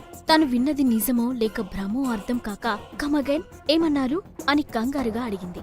మీతో కొలాబరేషన్ కి మా సార్ ఒప్పుకున్నారు, ఈ కాంట్రాక్ట్ పేపర్ మీద సైన్ చేసి మీరు వెళ్ళిపోవచ్చు అని చెప్పింది జాస్మిన్. ఆమె చెప్పింది వింతగా అనిపించడంతో అఖిల విచిత్రంగా చూసి, కానీ హౌ ఇస్ ఇట్ పాసిబుల్, నేను మీ బాస్తో ఏం మాట్లాడలేదు కదా అని అడిగింది. అదంతా నాకు తెలీదు మేడం, డీల్ ఫైనల్ అయిందని సార్ చెప్పమన్నారు, మీరు త్వరగా సైన్ చేయండి, నాకు వేరే పని ఉంది అని తొందర పెట్టింది జాస్మిన్. దాంతో అఖిల ఓకే ఓకే అంటూ ఆ కాంట్రాక్ట్ పేపర్స్ మీద సైన్ చేసి, నేనొకసారి మీ సీఈఓని కలవాలని అనుకుంటున్నాను, నన్ను ఆయన దగ్గరికి తీసుకెళ్తారా అని ఆతృతగా అడిగింది. సారీ మ్యామ్, సార్ ఇప్పుడు బిజీగా ఉన్నారు, టైం చూసుకుని ఆయన మిమ్మల్ని కలుస్తానని చెప్పమన్నారు అని అఖిల మనసుని నొప్పించకుండా నో చెప్పింది జాస్మిన్. దాంతో ఒక క్షణం ఆలోచించిన అఖిల, మరీ రిక్వెస్ట్ చేస్తే నా గురించి తప్పుగా అనుకునే ప్రమాదం ఉంది, ప్రస్తుతానికి సైలెంట్ గా వెళ్ళడమే బెటర్ అని అనుకొని డిగ్నిటీగా అక్కడి నుంచి వెళ్లిపోయింది. ఆ తర్వాత అరగంట కూడా గడవకుండానే స్వప్నలో కాంట్రాక్ట్ పై అఖిల సైన్ చేసిందనే విషయం అందరికీ తెలిసిపోయింది. ప్రజెంట్ అదే హాట్ టాపిక్ అయింది. ఎందుకంటే స్వప్నలోక్ మీడియాతో కొలాబరేషన్ కి టాప్ మోస్ట్ కంపెనీలు చాలా ట్రై చేశాయి.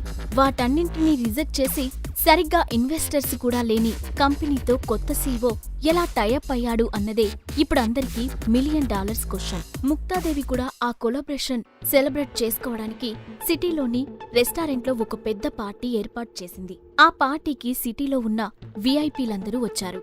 వాళ్లలో కులకర్ణి ఫ్యామిలీ నుంచి వాళ్ళ పెద్ద కూతురు శ్రావ్య కులకర్ణి కూడా ఉంది. పార్టీలో కనిపించిన ఆమెను చూడగానే స్వరూప్ ఆమె దగ్గరకు వెళ్లి, హాయ్ శ్రావ్య, మీరొక్కరే కనిపిస్తున్నారు, మీ ఫ్యామిలీ రాలేదా అని షేక్ హ్యాండ్ ఇస్తూ అడిగాడు. వాళ్ళు కాస్త బిజీగా ఉండటం వల్ల పార్టీకి నన్ను పంపించారు అని సమాధానమిచ్చింది శ్రావ్య. ఆమె చూడటానికి పాష్ లుక్ తో చాలా అందంగా ఉంది. చూడగానే స్వరూప్ గుండెని కొల్లగొట్టింది శ్రావ్య. పైగా వాళ్ళకి జ్యువెలరీ మేకింగ్ బిజినెస్ ఉంది. కోట్లలో ఆస్తులు, సొసైటీలో మంచి గౌరవం కూడా ఉంది. స్వరూప్కి ఆమె మీద ఇష్టం కలగడానికి ఇది కూడా ఒక రీజన్. మీరేంటి ఇక్కడ కూర్చున్నారు? ఇది ఆర్డినరీ పీపుల్స్ కోసం ఏర్పాటు చేసింది, మీలాంటి వీఐపీస్ కి కాదు. నాతో పాటు రండి అంటూ శ్రావ్యకి ఇంపార్టెన్స్ ఇస్తూ ఆమె దగ్గర మంచి ఇంప్రెషన్ కొట్టడానికి ప్రయత్నిస్తున్నాడు స్వరూప్. పర్వాలేదు, నాకు కంఫర్ట్ గానే ఉంది, మొహమాటంగా చెప్పింది శ్రావ్య. మీకిక్కడ కూర్చోవడం కంఫర్ట్ గా ఉందేమో, నాకు మాత్రం మిమ్మల్ని ఇలా ఆర్డినరీ లెవెల్లో కూర్చొని ఉండగా చూడటం కొంచెం కూడా కంఫర్ట్ గా లేదు. మీరు దయచేసి నాతో రండి అంటూ ఆమెను బలవంత పెట్టాడు స్వరూప్. దాంతో శ్రావ్య అయిష్టంగానే లేచి అతని వెనుకే నడిచింది.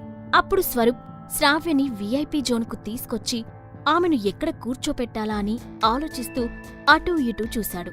అక్కడ ఫస్ట్ రోలో కూర్చొని ఉన్న సాగర్ను చూడగానే స్వరూప్ వెంటనే అతని దగ్గరకు వెళ్లి, సాగర్, ఇవి వీఐపీ సీట్స్, నువ్విక్కడెందుకు కూర్చున్నావ్? నీలాంటి వాళ్ల కోసం బయట ఒక జోన్ ఏర్పాటు చేశాను, వెళ్ళక్కడ కూర్చో అని హార్ష్గా అన్నాడు. పార్టీలో స్వరూప్ ప్రవర్తన వల్ల ఎలాంటి గొడవలు రాబోతున్నాయి? తనను కలవకుండానే డీల్ ఫైనల్ చేసిన సీఈఓ ఎవరో అఖిల తెలుసుకుంటుందా? వీఐపీ సీట్లో కూర్చున్న సాగర్ దగ్గరకు వెళ్లి అతన్ని అక్కడి నుండి లేచి వెనక్కి వెళ్లమని చెప్పాడు స్వరూప్. నువ్వే వెళ్లి అక్కడ కూర్చో అని యాటిట్యూడ్గా సమాధానమిచ్చాడు సాగర్. అది వినగానే స్వరూప్ కోపంగా హౌ డేర్ యూ అంటూ ఆవేశంగా ముందుకు వెళ్లబోయాడు. అక్కడే ఉన్న అఖిల వెంటనే రియాక్ట్ అవుతూ, సీట్ కోసం చిన్నపిల్లలా ఎందుకు గొడవ పడుతున్నారు అని మందలిస్తూనే, శ్రావ్య గారు రండి, వచ్చిన పక్కన కూర్చోండి అంటూ వాళ్ళిద్దరి గొడవకి ఫుల్ స్టాప్ పెట్టేసింది. నీ పని ఇలా కాదు, తర్వాత చెప్తా అని సాగర్కి మాత్రమే వినిపించేలా అని అక్కడి నుంచి వెళ్లిపోయాడు స్వరూప్. అతను వెళ్లగానే గట్టిగా ఊపిరి పీల్చుకొని ఒక గోల వదిలింది అనుకున్న శ్రావ్య అఖిలకి షేక్ హ్యాండ్ ఇచ్చి, హాయ్, ఐమ్ శ్రావ్య అని పరిచయం చేసుకుంది. అఖిల కూడా నవ్వుతూ ఆమెను తిరిగి విష్ చేసింది. అప్పుడు శ్రావ్య కళ్ళు అనుకోకుండా ఆమె మెడలో ఉన్న నెక్లెస్ పై పడ్డాయి. దాంతో ఆమె, మీ మెడలో ఉన్నది విక్టోరియా డైమండ్ నెక్లెస్ కదా అని ఆశ్చర్యంగా అడిగింది. అవును అని నవ్వుతూ సమాధానం చెప్పింది. ఓ మై గాడ్, ఈ నెక్లెస్ కోసం నేను ఎన్ని సంవత్సరాల నుంచి ఫైట్ చేస్తున్నానో తెలుసా? జ్యువెలరీ బిజినెస్ లో ఉన్న మేము దీన్ని పర్చేస్ చేయలేకపోయాము, మీరెలా కొనగలిగారు అని ఆశ్చర్యంగా అడిగింది శ్రావ్య. సారీ, ఇది నేను కొనుక్కున్నది కాదు, ఒక ఫ్రెండ్ గిఫ్ట్ ఇచ్చారు అని కాస్త ఇబ్బందిగా చెప్పింది అఖిల. అవునా, అయితే ఆయన కాంటాక్ట్ నెంబర్ నాకిస్తారా? నేను దీన్ని కొనాలి అనుకుంటున్నాను, మనీ ఎంతైనా పర్లేదు, డబుల్ పేమెంట్ ఇస్తాను అని ఆతృతగా అంది శ్రావ్య. ఆ ప్రశ్నకు అఖిల తడబడింది. ఎందుకంటే ఆ నెక్లెస్ తనకు ఎవరు గిఫ్ట్ గా ఇచ్చారో తెలీదు, కనీసం అతడి పేరు కూడా తెలీదు. ఇప్పుడు ఇదే విషయాన్ని శ్రావ్యకు చెప్తే తనని తప్పుగా అర్థం చేసుకుంటుందేమోనని అనుకొని, ఒక్క నిమిషం, నేను నా ఫ్రెండ్తో మాట్లాడి మీకు ఏ విషయం చెప్తాను అని వాళ్లకు కాస్త దూరంగా వెళ్ళింది అఖిల. మరోవైపు రోడ్ సైడ్ కాకా హోటల్లో దీనస్థితిలో టీ తాగుతూ, అసలేం జరుగుతుందిరా నా జీవితంలో అని తన అసిస్టెంట్ని అడిగాడు రానా మల్హోత్రా. మీకున్న కామ కోరికలకి ఎక్కడో ఎవన్నో గెలికుంటారు, వాడు మీ జీవితాన్ని రోడ్డు మీదికి లాగేశాడు అని వెటకారంగా అన్నాడు శేఖర్. ఒక్క నైట్లో రానా జీవితం కేర్ ఆఫ్ ప్లాట్ఫామ్ గా మారిపోయింది. సాగర్ అడిగిన రెండవ కోరిక ప్రకారం వైభవ్ తన పలుకుబడిని ఉపయోగించి రానా మల్హోత్రాను నడి రోడ్డుపైకి వచ్చేలా చేశాడు. అతనికి బిజినెస్ లో రావాల్సిన ఫండ్స్ అండ్ రీసోర్సెస్ అన్నీ ఒక్కసారిగా బ్లాక్ అయిపోయాయి. ఇన్కమ్ ట్యాక్స్ రైడ్ లో అతని ఆస్తులన్నీ సీజ్ అయ్యాయి. ఒక్క మాటలో చెప్పాలంటే అతని జీవితం రాత్రికి రాత్రే తలకిందులయ్యింది. అసలు ఇదంతా ఎలా జరిగిందో అర్థం కాక అతను తల పట్టుకుని ఆలోచిస్తూ ఉండగా అతడికి అఖిల దగ్గర్నుంచి కాల్ వచ్చింది. స్క్రీన్ పై అఖిల పేరు చూడగానే అంత బాధలో కూడా రానా నవ్వుతూ ఫోన్ లిఫ్ట్ చేసి, హాయ్ అఖిల, ఏంటి ఈ టైంలో కాల్ చేశావ్? నాతో ఏమైనా పనుందా అని అడిగాడు. ఊరి కామాందుడా, ఈ పరిస్థితుల్లో కూడా నీ కోరికలకి అడ్డుకట్ట వేయవారా అని మనసులో అనుకున్నాడు శేఖర్. రానాగారు, మీరు ఒరిజినల్ విక్టోరియా డైమండ్ నెక్లెస్ ని కొన్నారా అని అఖిల అడిగింది. ఆ ప్రశ్నకు అతడి ముఖం తెల్లగా పాలిపోయింది. ఒకవేళ ఆ నెక్లెస్ రానా పంపించి ఉంటే ఆ ప్రశ్నతో బయటపడిపోతాడని అనుకుంది అఖిల. కాని రానా కంగారుగా లేదఖిల, నీకోసం కొన్న డూప్లికేట్ నెక్లెస్ మాత్రమే నా దగ్గర ఉంది.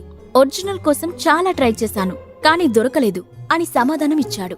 అది విని తన మెడలో ఉన్న నెక్లెస్ కి రానాకి ఎలాంటి సంబంధం లేదని కన్ఫర్మ్ చేసుకుంది అఖిల. అయినా చివరి ప్రయత్నంగా మరో ప్రశ్న అడుగుతూ, ఇలా అడుగుతున్నానని తప్పుగా అనుకోద్దు మిస్టర్ రానా, ఆ డైమండ్ ని మీరసలు కొనగలరా అని అడిగింది అఖిల. ఓడియమ్మా, కొంపదీసిన పరిస్థితి గురించి దీనికి కూడా తెలిసిపోయిందా ఏంటి అని మనసులో అనుకుంటూ, హలో హలో అఖిల, నీ మాట వినిపించడం లేదు, హలో ఆర్ యు దేర్ అఖిల అని ఆమె మాటలు వినిపించనంటూ నటించి కాల్ కట్ చేశాడు రానా. ఏమైంది సార్, ఆస్తులతో పాటు ఫోన్ కూడా పోయిందా అని అనుమానంగా అడిగాడు శేఖర్. కాసేపు ఆగితే నా పరువు పోయేది అంటూ వాటర్ తాగి రిలాక్స్ అయ్యాడు రానా మల్హోత్రా. ఎవడు చేసుకున్న కర్మకి వాడే బాధ్యుడు అని తనలో తాను అనుకుంటూ అసహనంగా ఒక నిట్టూర్పు విడిచాడు శేఖర్. మరోవైపు అఖిల కూడా ఆలోచిస్తూ, ఈ నెక్లెస్ రానా పంపలేదు కాబట్టి ఎవరు పంపించారో తెలియదు. ఇక శ్రావ్యకు నిజం చెప్పడమే బెటర్ అనుకుని బలంగా ఊపిరి బయటకు వదిలి శ్రావ్య దగ్గరకు వెళ్ళింది. మీ ఫ్రెండ్ ఏమన్నారా అఖిల గారు, నా ప్రపోజల్ కి ఒప్పుకున్నారా అని ఆతృతగా అడిగింది శ్రావ్య. సారీ శ్రావ్య గారు, నాకీ నెక్లెస్ ఎవరు గిఫ్ట్ ఇచ్చారో తెలీదు. వేరే పర్సన్ ద్వారా ట్రై చేద్దామనుకున్నాను కానీ అతని వల్ల కూడా కాదని తేలిపోయింది అని నిస్సహాయంగా సమాధానమిచ్చింది అఖిల. ఇట్స్ ఓకే అఖిల గారు, యాక్చువల్లీ ఆ డైమండ్ నెక్లెస్ సొంతం అవ్వాలంటే రాసిపెట్టి ఉండాలి. ఆ అదృష్టం నాకు లేదులేండి, వదిలేయండి అని బాధగా అంది శ్రావ్య. ఆమె బాధలో నిజముంది. ఎందుకంటే ఆ డైమండ్ నెక్లెస్ సొంతం చేసుకోవడం అంత ఈజీ కాదు. అలాంటిది ఒక అజ్ఞాత వ్యక్తి తనకెందుకు గిఫ్ట్ ఇచ్చాడో అర్థం కావడం లేదు. అసలా వ్యక్తి ఎవరో ఇప్పటివరకు నేను తెలుసుకోలేకపోయాను. ఇంత కాస్ట్లీ గిఫ్ట్ ఇచ్చి అజ్ఞాతంలో ఎందుకుంటున్నాడు, అసలతను ఎవరై ఉంటారు అని తనలో తాను అనుకుంది అఖిల. అంతలోనే తన పక్కనున్న సాగర్ని చూసి, ఈ నెక్లెస్ నాకు సాగర్ గిఫ్ట్ చేయలేదు కదా అని మనసులో అనుకుంటూ సాగర్ వైపు అనుమానంగా చూసింది. కాని మళ్లీ వెంటనే ఆలోచిస్తూ, అయినా సాగరికంత డబ్బు ఎక్కడ్నుండొస్తుంది, నాకు ఆఫీస్ ప్రాబ్లంలో హెల్ప్ చేయడానికే చాలా కష్టపడి ఉంటాడు. ఇక ఇలాంటి నెక్లెస్లను అతను కొనడం అంటే ఇంపాసిబుల్. నేనే అనవసరంగా ఎక్కువ ఆలోచిస్తున్నాను అని అనుకొని లైట్ తీసుకుంది. ఇంతలో అక్కడికి వచ్చిన స్వరూప్, శ్రావ్య, మీరంతగా ఆ నెక్లెస్ గురించి ఆలోచించాల్సిన అవసరం లేదు. అలాంటి ఫేక్ నెక్లెస్లు మనం కూడా ఈజీగా రెడీ చేయించుకోవచ్చు. అయినా మీలాంటి యాంటిక్ జ్యువెలరీ బిజినెస్ చేసే వాళ్ళకి అది చాలా చిన్న విషయం కదా అంటూ ఆమె పక్కనే కూర్చున్నాడు. ఆ మాటకు శ్రావ్య అతని వైపు వింతగా చూసి, వాట్ మిస్టర్ స్వరూప్, మీరు ఫేక్ నెక్లెస్ అని దేని గురించి మాట్లాడుతున్నారు? అఖిల గారి మెడలో ఉన్నది ఒరిజినల్ విక్టోరియా డైమండ్ నెక్లెస్. దాని గురించి మీకు ఎలాంటి డౌట్ అవసరం లేదు అని అంది. ఆ మాటకు స్వరూప్ షాక్ అయినట్లుగా చూస్తూ, ఒరిజినల్ నెక్లెస్నా? అంటే దీని వాల్యూ అంటూ అఖిల మెడవైపు చూస్తూ మధ్యలోనే ఆగిపోయాడు. అది నువ్వు ఊహించడానికి ట్రై చేయట్లే. దాన్ని కొనాలంటే నువ్వు మీ గ్రానీ హెల్ప్ తీసుకోవాలి. అక్కడే ఉన్న సాగర్ నవ్వుతూ అన్నాడు. ఆ మాటకు స్వరూప్ ఉడుక్కుంటూ, ఏయ్ నిన్ను అంటూ ముందుకు రాబోయాడు. ఇంతలో స్వరూప్ అంటూ ఎవరో పిలవడంతో అతను ఆగిపోయి, నీ సంగతి మళ్ళీ చెప్తా అనుకుంటూ అక్కడి నుండి వెళ్లిపోయాడు. సాగర్, ఎందుకు అతన్ని ఊరికి రెచ్చగొడుతున్నావు? అతనికి మాత్రమే వినబడేలా చిన్నగా అంది అఖిల. వాడు కూడా మనల్ని ఇన్సల్ట్ చేయడమే పనిగా పెట్టుకున్నాడు కదా నవ్వుతూ అన్నాడు సాగర్. సర్లే, నువ్విక వదిలే, గ్రాని ఇక్కడే ఉంది. స్వరూప్ని ఏమైనా అన్నారని తెలిస్తే ఆమెకు కోపం వస్తుంది అని అంది అఖిల. అంటూ తలూపిన సాగర్ సైలెంట్ అయ్యాడు. అదే సమయంలో సాగర్ తన ఎదురుగా ఉన్న శ్రావ్య వైపు కొంచెం ఇంట్రెస్టింగ్ గా చూశాడు. ముందు ఆమెను అంతగా గమనించలేదు కాని తర్వాత శ్రావ్యను చూస్తుంటే ఆమె తనకు ఇంతకు ముందే తెలిసినట్లు అనిపిస్తుంది. దాంతో అతను ఈమెనెక్కడ చూశాను అని ఆలోచిస్తుండగా అతనికి హఠాత్తుగా ఆ రోజు ఉదయం ఆఫీస్లో జాస్మిన్ ఇచ్చిన ఫైల్లో శ్రావ్య ఫోటో కనిపించినట్లు గుర్తొచ్చింది. అప్పుడు సాగర్, ఈమె కులకర్ణి కంపెనీ డిప్యూటీ ప్రెసిడెంట్ శ్రావ్య కులకర్ణి. జాస్మిన్ చెప్పిన డీటెయిల్స్ ప్రకారం పెద్ద పెద్ద ప్రాజెక్ట్స్ టేకప్ చేసి ప్రస్తుతం తన సొంత యాంటిక్ స్టోర్ పెట్టుకుని అక్కడే వర్క్ చేస్తుంది. స్వప్నలోక్ మీడియాతో కొలాబరేట్ అవ్వాలనుకునే కంపెనీలో కులకర్ణి కంపెనీ కూడా ఒకటి అని జ్ఞాపకం చేసుకున్నాడు. ఆమె గురించి గుర్తు చేసుకున్న సాగర్ శ్రావ్యను ఇంకొంచెం ఎక్కువగా అబ్జర్వ్ చేశాడు. ఆమె వేసుకున్న డ్రెస్ డిజైనర్ పీస్ కాకపోయినప్పటికీ ఆమె వేలికి ఉన్న రింగ్ కాస్ట్తో ఒక లగ్జరీ విల్లా కొనేయొచ్చు. మిగతా వాళ్ళకి ఆ రింగ్ వాల్యూ తెలియకపోవచ్చు. కానీ సాగర్ ఒక్క చూపులోనే ఓల్డ్ యాంటిక్ పీస్ ను కనిపెట్టేశాడు. నిజానికి సాగర్ చిన్నప్పటి నుండి తన తాతయ్యను ఫాలో అవుతూ ఉండేవాడు. అందుకే ఆ వయసులోనే అనేక రకాల ఇండస్ట్రీస్ లో ఉన్న వ్యక్తులతో అతనికి పరిచయం అయింది. అప్పుడే ఇంటర్నేషనల్ యాంటిక్ అప్రైజర్ అయిన హరిశ్చంద్ర ప్రసాద్ దగ్గర దాదాపు 3 సంవత్సరాల పాటు శిష్యరికం చేసి యాంటిక్ పీస్ ఐడెంటిఫికేషన్ కి సంబంధించిన నాలెడ్జ్ సంపాదించాడు సాగర్. ఆ అనుభవంతోనే యాంటిక్ పీస్ ను ఎక్కడ చూసినా దాని ఒరిజినాలిటీని కనిపెట్టి దాని వాల్యూను ఇట్టే అంచనా వేయగలడు. అందుకే శ్రావ్య వేలికి ఉన్న స్పెషల్ డిజైన్డ్ రూబీ రింగ్ ను చూడగానే అది రాజవంశీకులదై ఉంటుందని అనుకున్న సాగర్ దాని వాల్యూ 3 కోట్లు ఉంటుందని అంచనా వేశాడు. కానీ అతని మనసులో ఆ రింగ్ అఖిల వేలికి ఉంటే బాగుంటుందనే ఆలోచన వచ్చింది. ఇంతలో అతని ఆలోచనలకు అంతరాయం కలిగిస్తూ, అటెన్షన్ ఎవ్రీబడి, ఈ రోజు అఖిల సొల్యూషన్స్ సాధించిన విజయంలో మీరందరూ పాలు పంచుకోవడానికి వచ్చినందుకు నాకు చాలా సంతోషంగా ఉంది అంటూ ముక్తాదేవి మాటలు వినిపించడంతో సాగర్తో పాటు అందరూ తల తిప్పి ఆమె వైపు చూశారు. కాని ముక్తాదేవి అఖిలను పొగుడుతుంటే స్వరూప్ మాత్రం లోపలే అసూయతో రగిలిపోతున్నాడు. అఖిల, కమ్ టు ద డయాస్. అసలు నువ్వు ఈ డీల్ ఎలా సాధించావో మన వెల్విషర్స్ కి రిలేటివ్స్ కి అర్థమయ్యేలా చెప్పు అని తన దగ్గరికి పిలిచింది ముక్తాదేవి. వెళ్ళాకిలా, ఈ క్షణం కోసమే కదా ఎన్నో రోజుల నుంచి ఎదురు చూస్తున్నావు. వెళ్ళి నీ విక్టరీని షేర్ చెయ్యి అంటూ అఖిలని ముందుకు తోసింది ఆమె తల్లి శైలజ. అఖిల డయాస్ దగ్గరికి రాగానే ఆమె చేతికి మైక్ ఇచ్చి కిందకు వెళ్లిపోయింది ముక్తాదేవి. ఆమె ఏం చెప్తుందో వినడానికి అందరూ ఎగ్జైటెడ్ గా చూస్తున్నారు. కాని నిజానికి ఆ డీల్ కుదరడంలో ఆమె ఎలాంటి ప్రయత్నం చేయలేదని, అదంతా కొత్త సీఈఓ ఇష్టప్రకారమే జరిగిందని అనుకున్న అఖిల తనది కాని క్రెడిట్ ను తాను తీసుకోవాలని అనుకోలేదు. అందుకే నిజం చెప్పాలని నిర్ణయించుకుంది. ఒక్కసారి గట్టిగా ఊపిరి పీల్చుకుని స్టేజ్ ముందున్న అందర్నీ చూస్తూ, అందరికీ నమస్కారం. నిజం చెప్పాలంటే ఈ డీల్ నన్ను చేయమని గ్రాని చెప్పగానే నేను చాలా సంతోషించాను. దీన్ని ఎలాగైనా సాధించాలని అనుకున్నాను. దానికి తగ్గట్లే స్వప్నలోక్ మీడియా కొత్త సీఈఓతో మాట్లాడడానికి నేను చాలా ప్రిపేర్ అయ్యాను. ఎన్నో ప్రశ్నలు, ఎన్నో ఆలోచనలతో ఆ ఆఫీస్లో అడుగు పెట్టాను. కానీ అక్కడికి వెళ్లిన తర్వాత నేను ఊహించిన ఆర్భాటాలేవీ జరగలేదు. కనీసం నేను సీఈఓ క్యాబిన్ కి కూడా వెళ్లకముందే నా ఆలోచనల్ని తలకిందులు చేస్తూ అక్కడికి వచ్చింది సీఈఓ పర్సనల్ అసిస్టెంట్ జాస్మిన్. ఆమె డైరెక్ట్ గా కాంట్రాక్ట్స్ పేపర్స్ తీసుకొచ్చి వాటిపైన సైన్ చేయించుకుని నన్ను పంపించేసింది. నేను ఆ కొత్త సీఈఓ ఫేస్ కూడా చూడలేదు అని నిజాయితీగా అక్కడ ఏం జరిగిందో చెప్పేసింది అఖిల. అది వినగానే అందరూ వింతగా ఒకరి ముఖాలు ఒకరు చూసుకున్నారు. స్వరూప్ కూడా ఆశ్చర్యపోతూ, వాట్, కనీసం ఒక్క మాట కూడా మాట్లాడకుండా సైన్ చేసి వచ్చేసావా అని పైకి లేచి పెద్దగా అరిచాడు. స్వరూప్ ప్రశ్నకు అఖిల ఏం సమాధానం చెప్పబోతుంది? తన భార్యను నలుగురిలో గౌరవంగా చూపించేందుకు సాగర్ ఏం చేయబోతున్నాడు? స్టేజ్ పై మాట్లాడుతున్న అఖిల స్వప్నలోక్ సీఈఓ తనతో మాట్లాడకుండానే కాంట్రాక్ట్ పై సైన్ తీసుకున్నారని చెప్పడంతో స్వరూప్ నమ్మలేనట్టుగా లేచి, హౌస్ ఇట్ పాసిబుల్ అని అడిగాడు. మేబీ ఆయనకి నేను డీల్ చేసిన ప్రాజెక్ట్స్ గురించి తెలిసిందేమో, అందుకే నా మీద నమ్మకంతో కాంట్రాక్ట్స్ మీద సైన్ చేయించుకున్నారు అని తనను తాను సమర్థించుకుంటూ అంది అఖిల. అబ్బచ్చా, అంత గొప్ప ప్రాజెక్ట్స్ నువ్వేం డీల్ చేశావు అని స్వరూప్ అడగ్గానే అఖిల సైలెంట్ అయిపోయింది. ఏదో చెప్పాలనుకుంటుంది కానీ ముక్తాదేవి ముందు మాట పెగలడం లేదు. యాక్చువల్లీ అసలేం జరిగి ఉంటుందో నేను చెప్తా. ఆ తలతిక్కల సీఈఓకి మూడ్ స్వింగ్స్ అమ్మాయిల కంటే దారుణంగా ఉన్నట్టున్నాయి. నేను వెళ్ళినప్పుడు ఏదో ఫ్రస్ట్రేషన్ మూడ్ లో ఉన్నాడు, అందుకే నన్ను వెళ్ళిపోమన్నాడు. నిన్న నా మీద అరిచినందుకు ఫీల్ అయి నీతో కనీసం మాట్లాడకుండా కాంట్రాక్ట్స్ మీద సైన్ చేయించుకున్నాడు. సో ఈ గొప్ప నీది కాదు, నాది. ఏమంటావు గ్రాని అని ముక్తాదేవిని అడిగాడు స్వరూప్. అతడి మాటకి నో చెప్పే అలవాటు లేని ముక్తాదేవి పైకి లేచి, యు ఆర్ కరెక్ట్ స్వరూప్, నువ్వు దీనికోసం ఎంత కష్టపడ్డావో నాకు తెలుసు, ఎన్ని అవమానాలు పడ్డావో కూడా నాకు తెలుసు.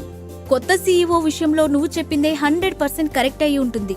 చూడకిలా, నువ్వు సాధించిన ఈ విజయంలో 90% కష్టం స్వరూప్దే అని తన క్రెడిట్ మొత్తం స్వరూప్ అకౌంట్లోకి వేసింది.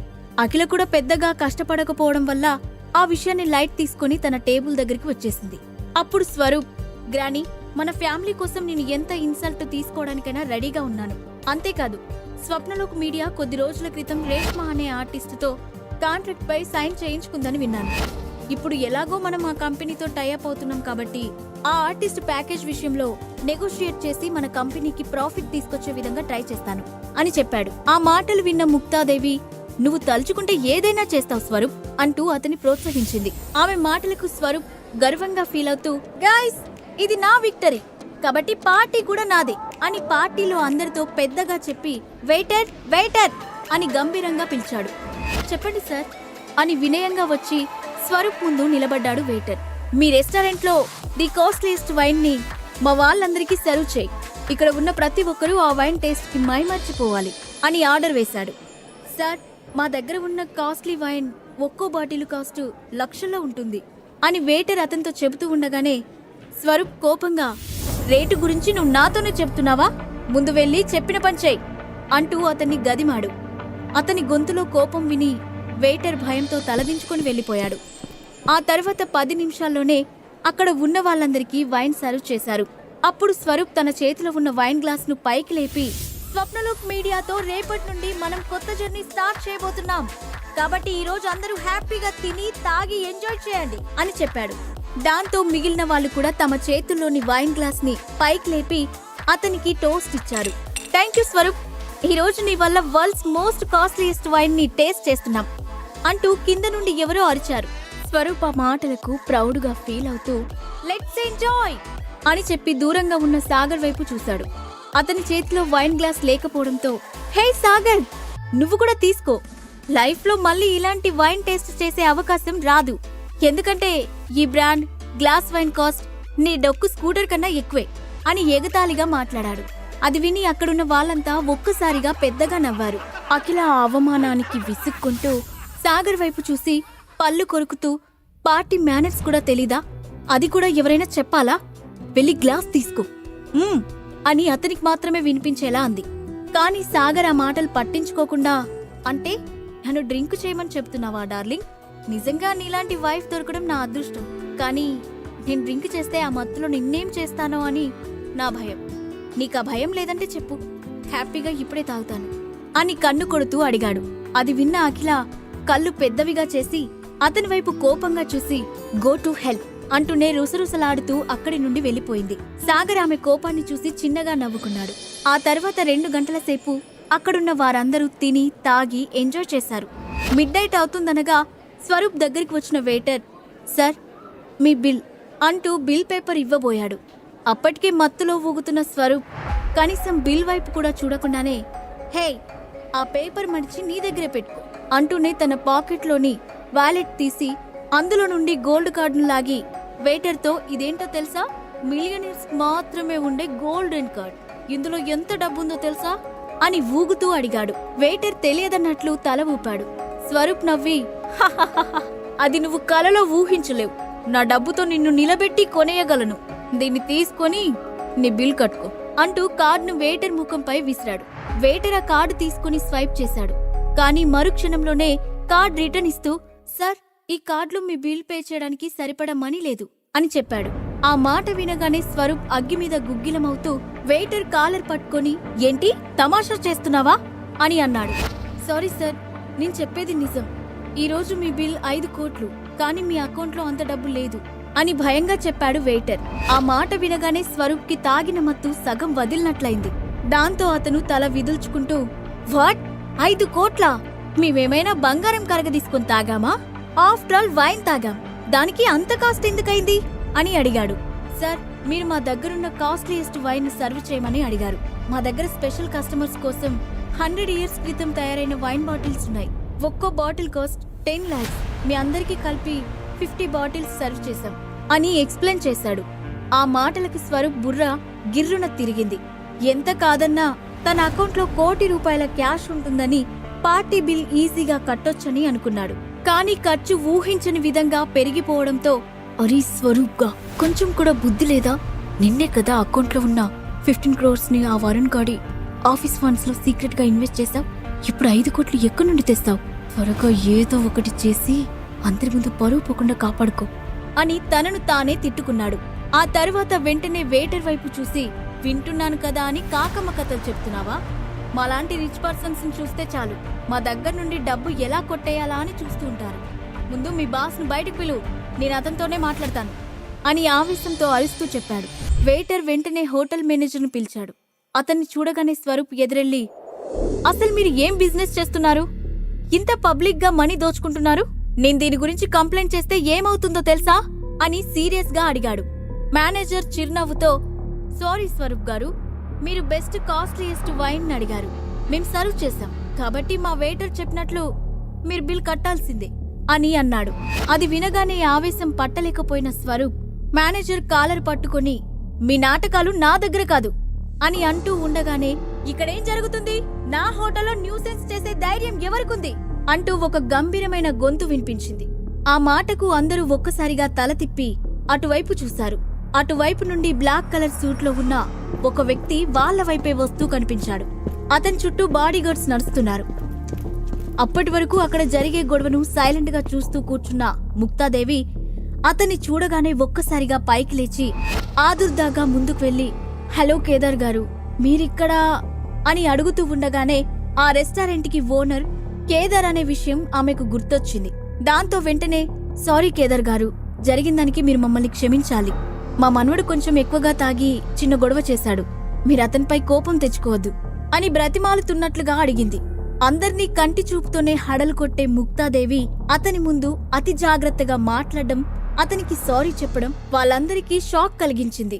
దానికి కారణం ఆ కేదార్. అనురాగ్ హోటల్కు బాస్ మాత్రమే కాకుండా హైదరాబాద్ సిటీలోనే బిగ్ షాట్ గా పేరు పొందాడు. వయసు 35 లేదా 36 ఏళ్లు ఉండొచ్చు. అయినా అతనిలో కనిపించే హుందాతనం ఎంతటి వాళ్ళనైనా భయపెడుతుంది. అతన్ని చూడగానే స్వరూప్ కూడా మేనేజర్ కాలర్ని వదిలిపెట్టి స్మూత్ గా అతని కాలర్ని సరిచేశాడు. అది చూసి మేనేజర్ నవ్వి, మిస్టర్ స్వరూప్, మీరు సర్వీస్ తీసుకొని బిల్ పే చేయడానికి ఇలా గొడవ చేయడం మంచి పద్ధతి కాదు అని అన్నాడు. స్వరూప్ వెంటనే నుదుటిపైన పట్టిన చెమటను తుడుచుకుంటూ, నేను బిల్ పే చేయనని చెప్పలేదు, తప్పకుండా పే చేస్తాను అంటూ భయం నిండిన చూపుతో ఓరకంట ముక్తాదేవి వైపు చూశాడు. అతని ముఖం చూడగానే ముక్తాదేవి పరిస్థితి అర్థం చేసుకుంది. వెంటనే ఆమె కేదార్ వైపు చూసి బలవంతంగా నవ్వి, 10 నిమిషాలు టైం ఇవ్వండి కేదార్ గారు, మీ బిల్ ఇప్పుడే సెటిల్ అవుతుంది అని చెప్పి హడావిడిగా డైనింగ్ టేబుల్ దగ్గరికి వచ్చి, అఖిల, ఈ టైంలో మనం మన ఫ్యామిలీ పరువు కాపాడుకోవాలి. మన ఫ్యామిలీలో స్వరూప్ తర్వాత అఖిల సొల్యూషన్స్ మాత్రమే టాప్ ప్లేస్ లో ఉంది, కాబట్టి నువ్వు 3 కోట్లు అరేంజ్ చేయి, నేను 1 కోటి రూపాయలు ఇస్తాను. స్వరూప్ దగ్గర ఉన్నదానితో కలిపి మనం బిల్ సెటిల్ చేయొచ్చు అని ఆర్డర్ వేసినట్లుగా చెప్పింది. ఆ మాట వినగానే అఖిల ముఖం మాడిపోయింది. ప్రస్తుతం ఆమె దగ్గర అంత డబ్బు లేదు.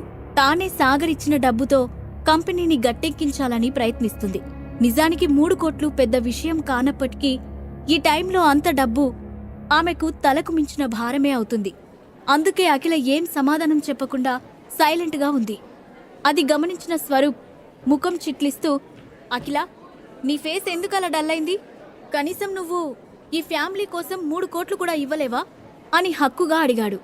అతని మాటలు విని అందరూ తన వైపే చూడడంతో అఖిల ఇబ్బందిగా తలదించుకుంది.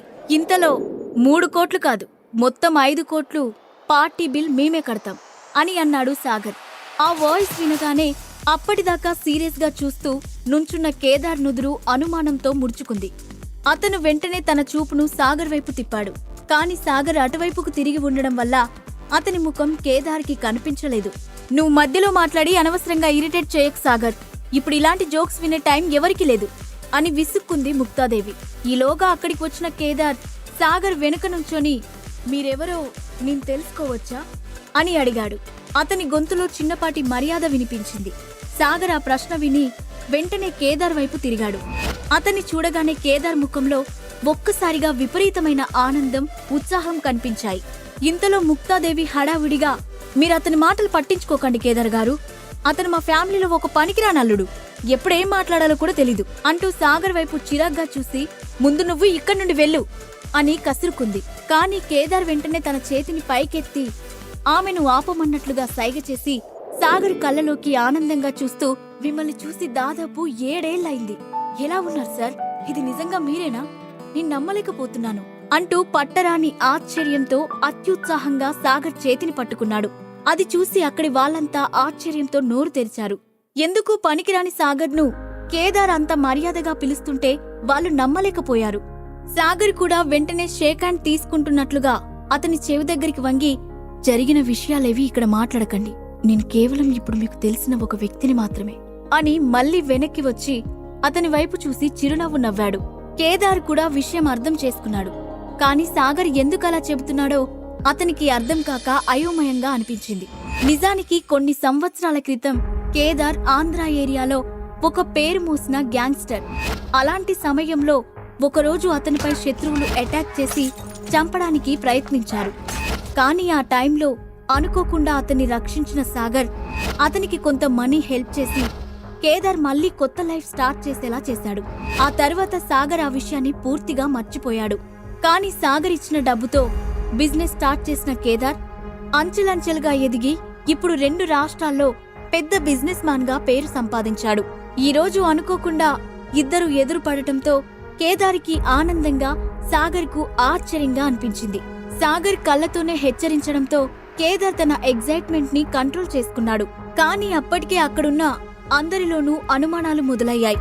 బిజినెస్ టైకూన్ కేదార్ కి సాగర్ కి ఎలా పరిచయమో వాళ్లకు అర్థం కాలేదు.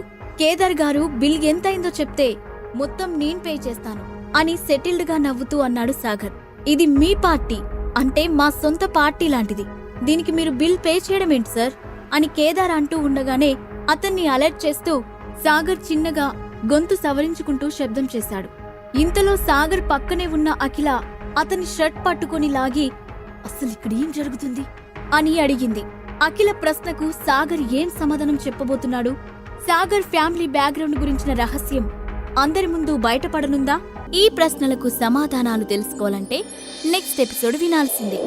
క్రింద ఇచ్చిన లింక్ ని క్లిక్ చేసి పాకెట్ ఎఫ్ఎం యాప్ ని ఇన్స్టాల్ చేసుకోండి. Stay tuned to Pocket FM.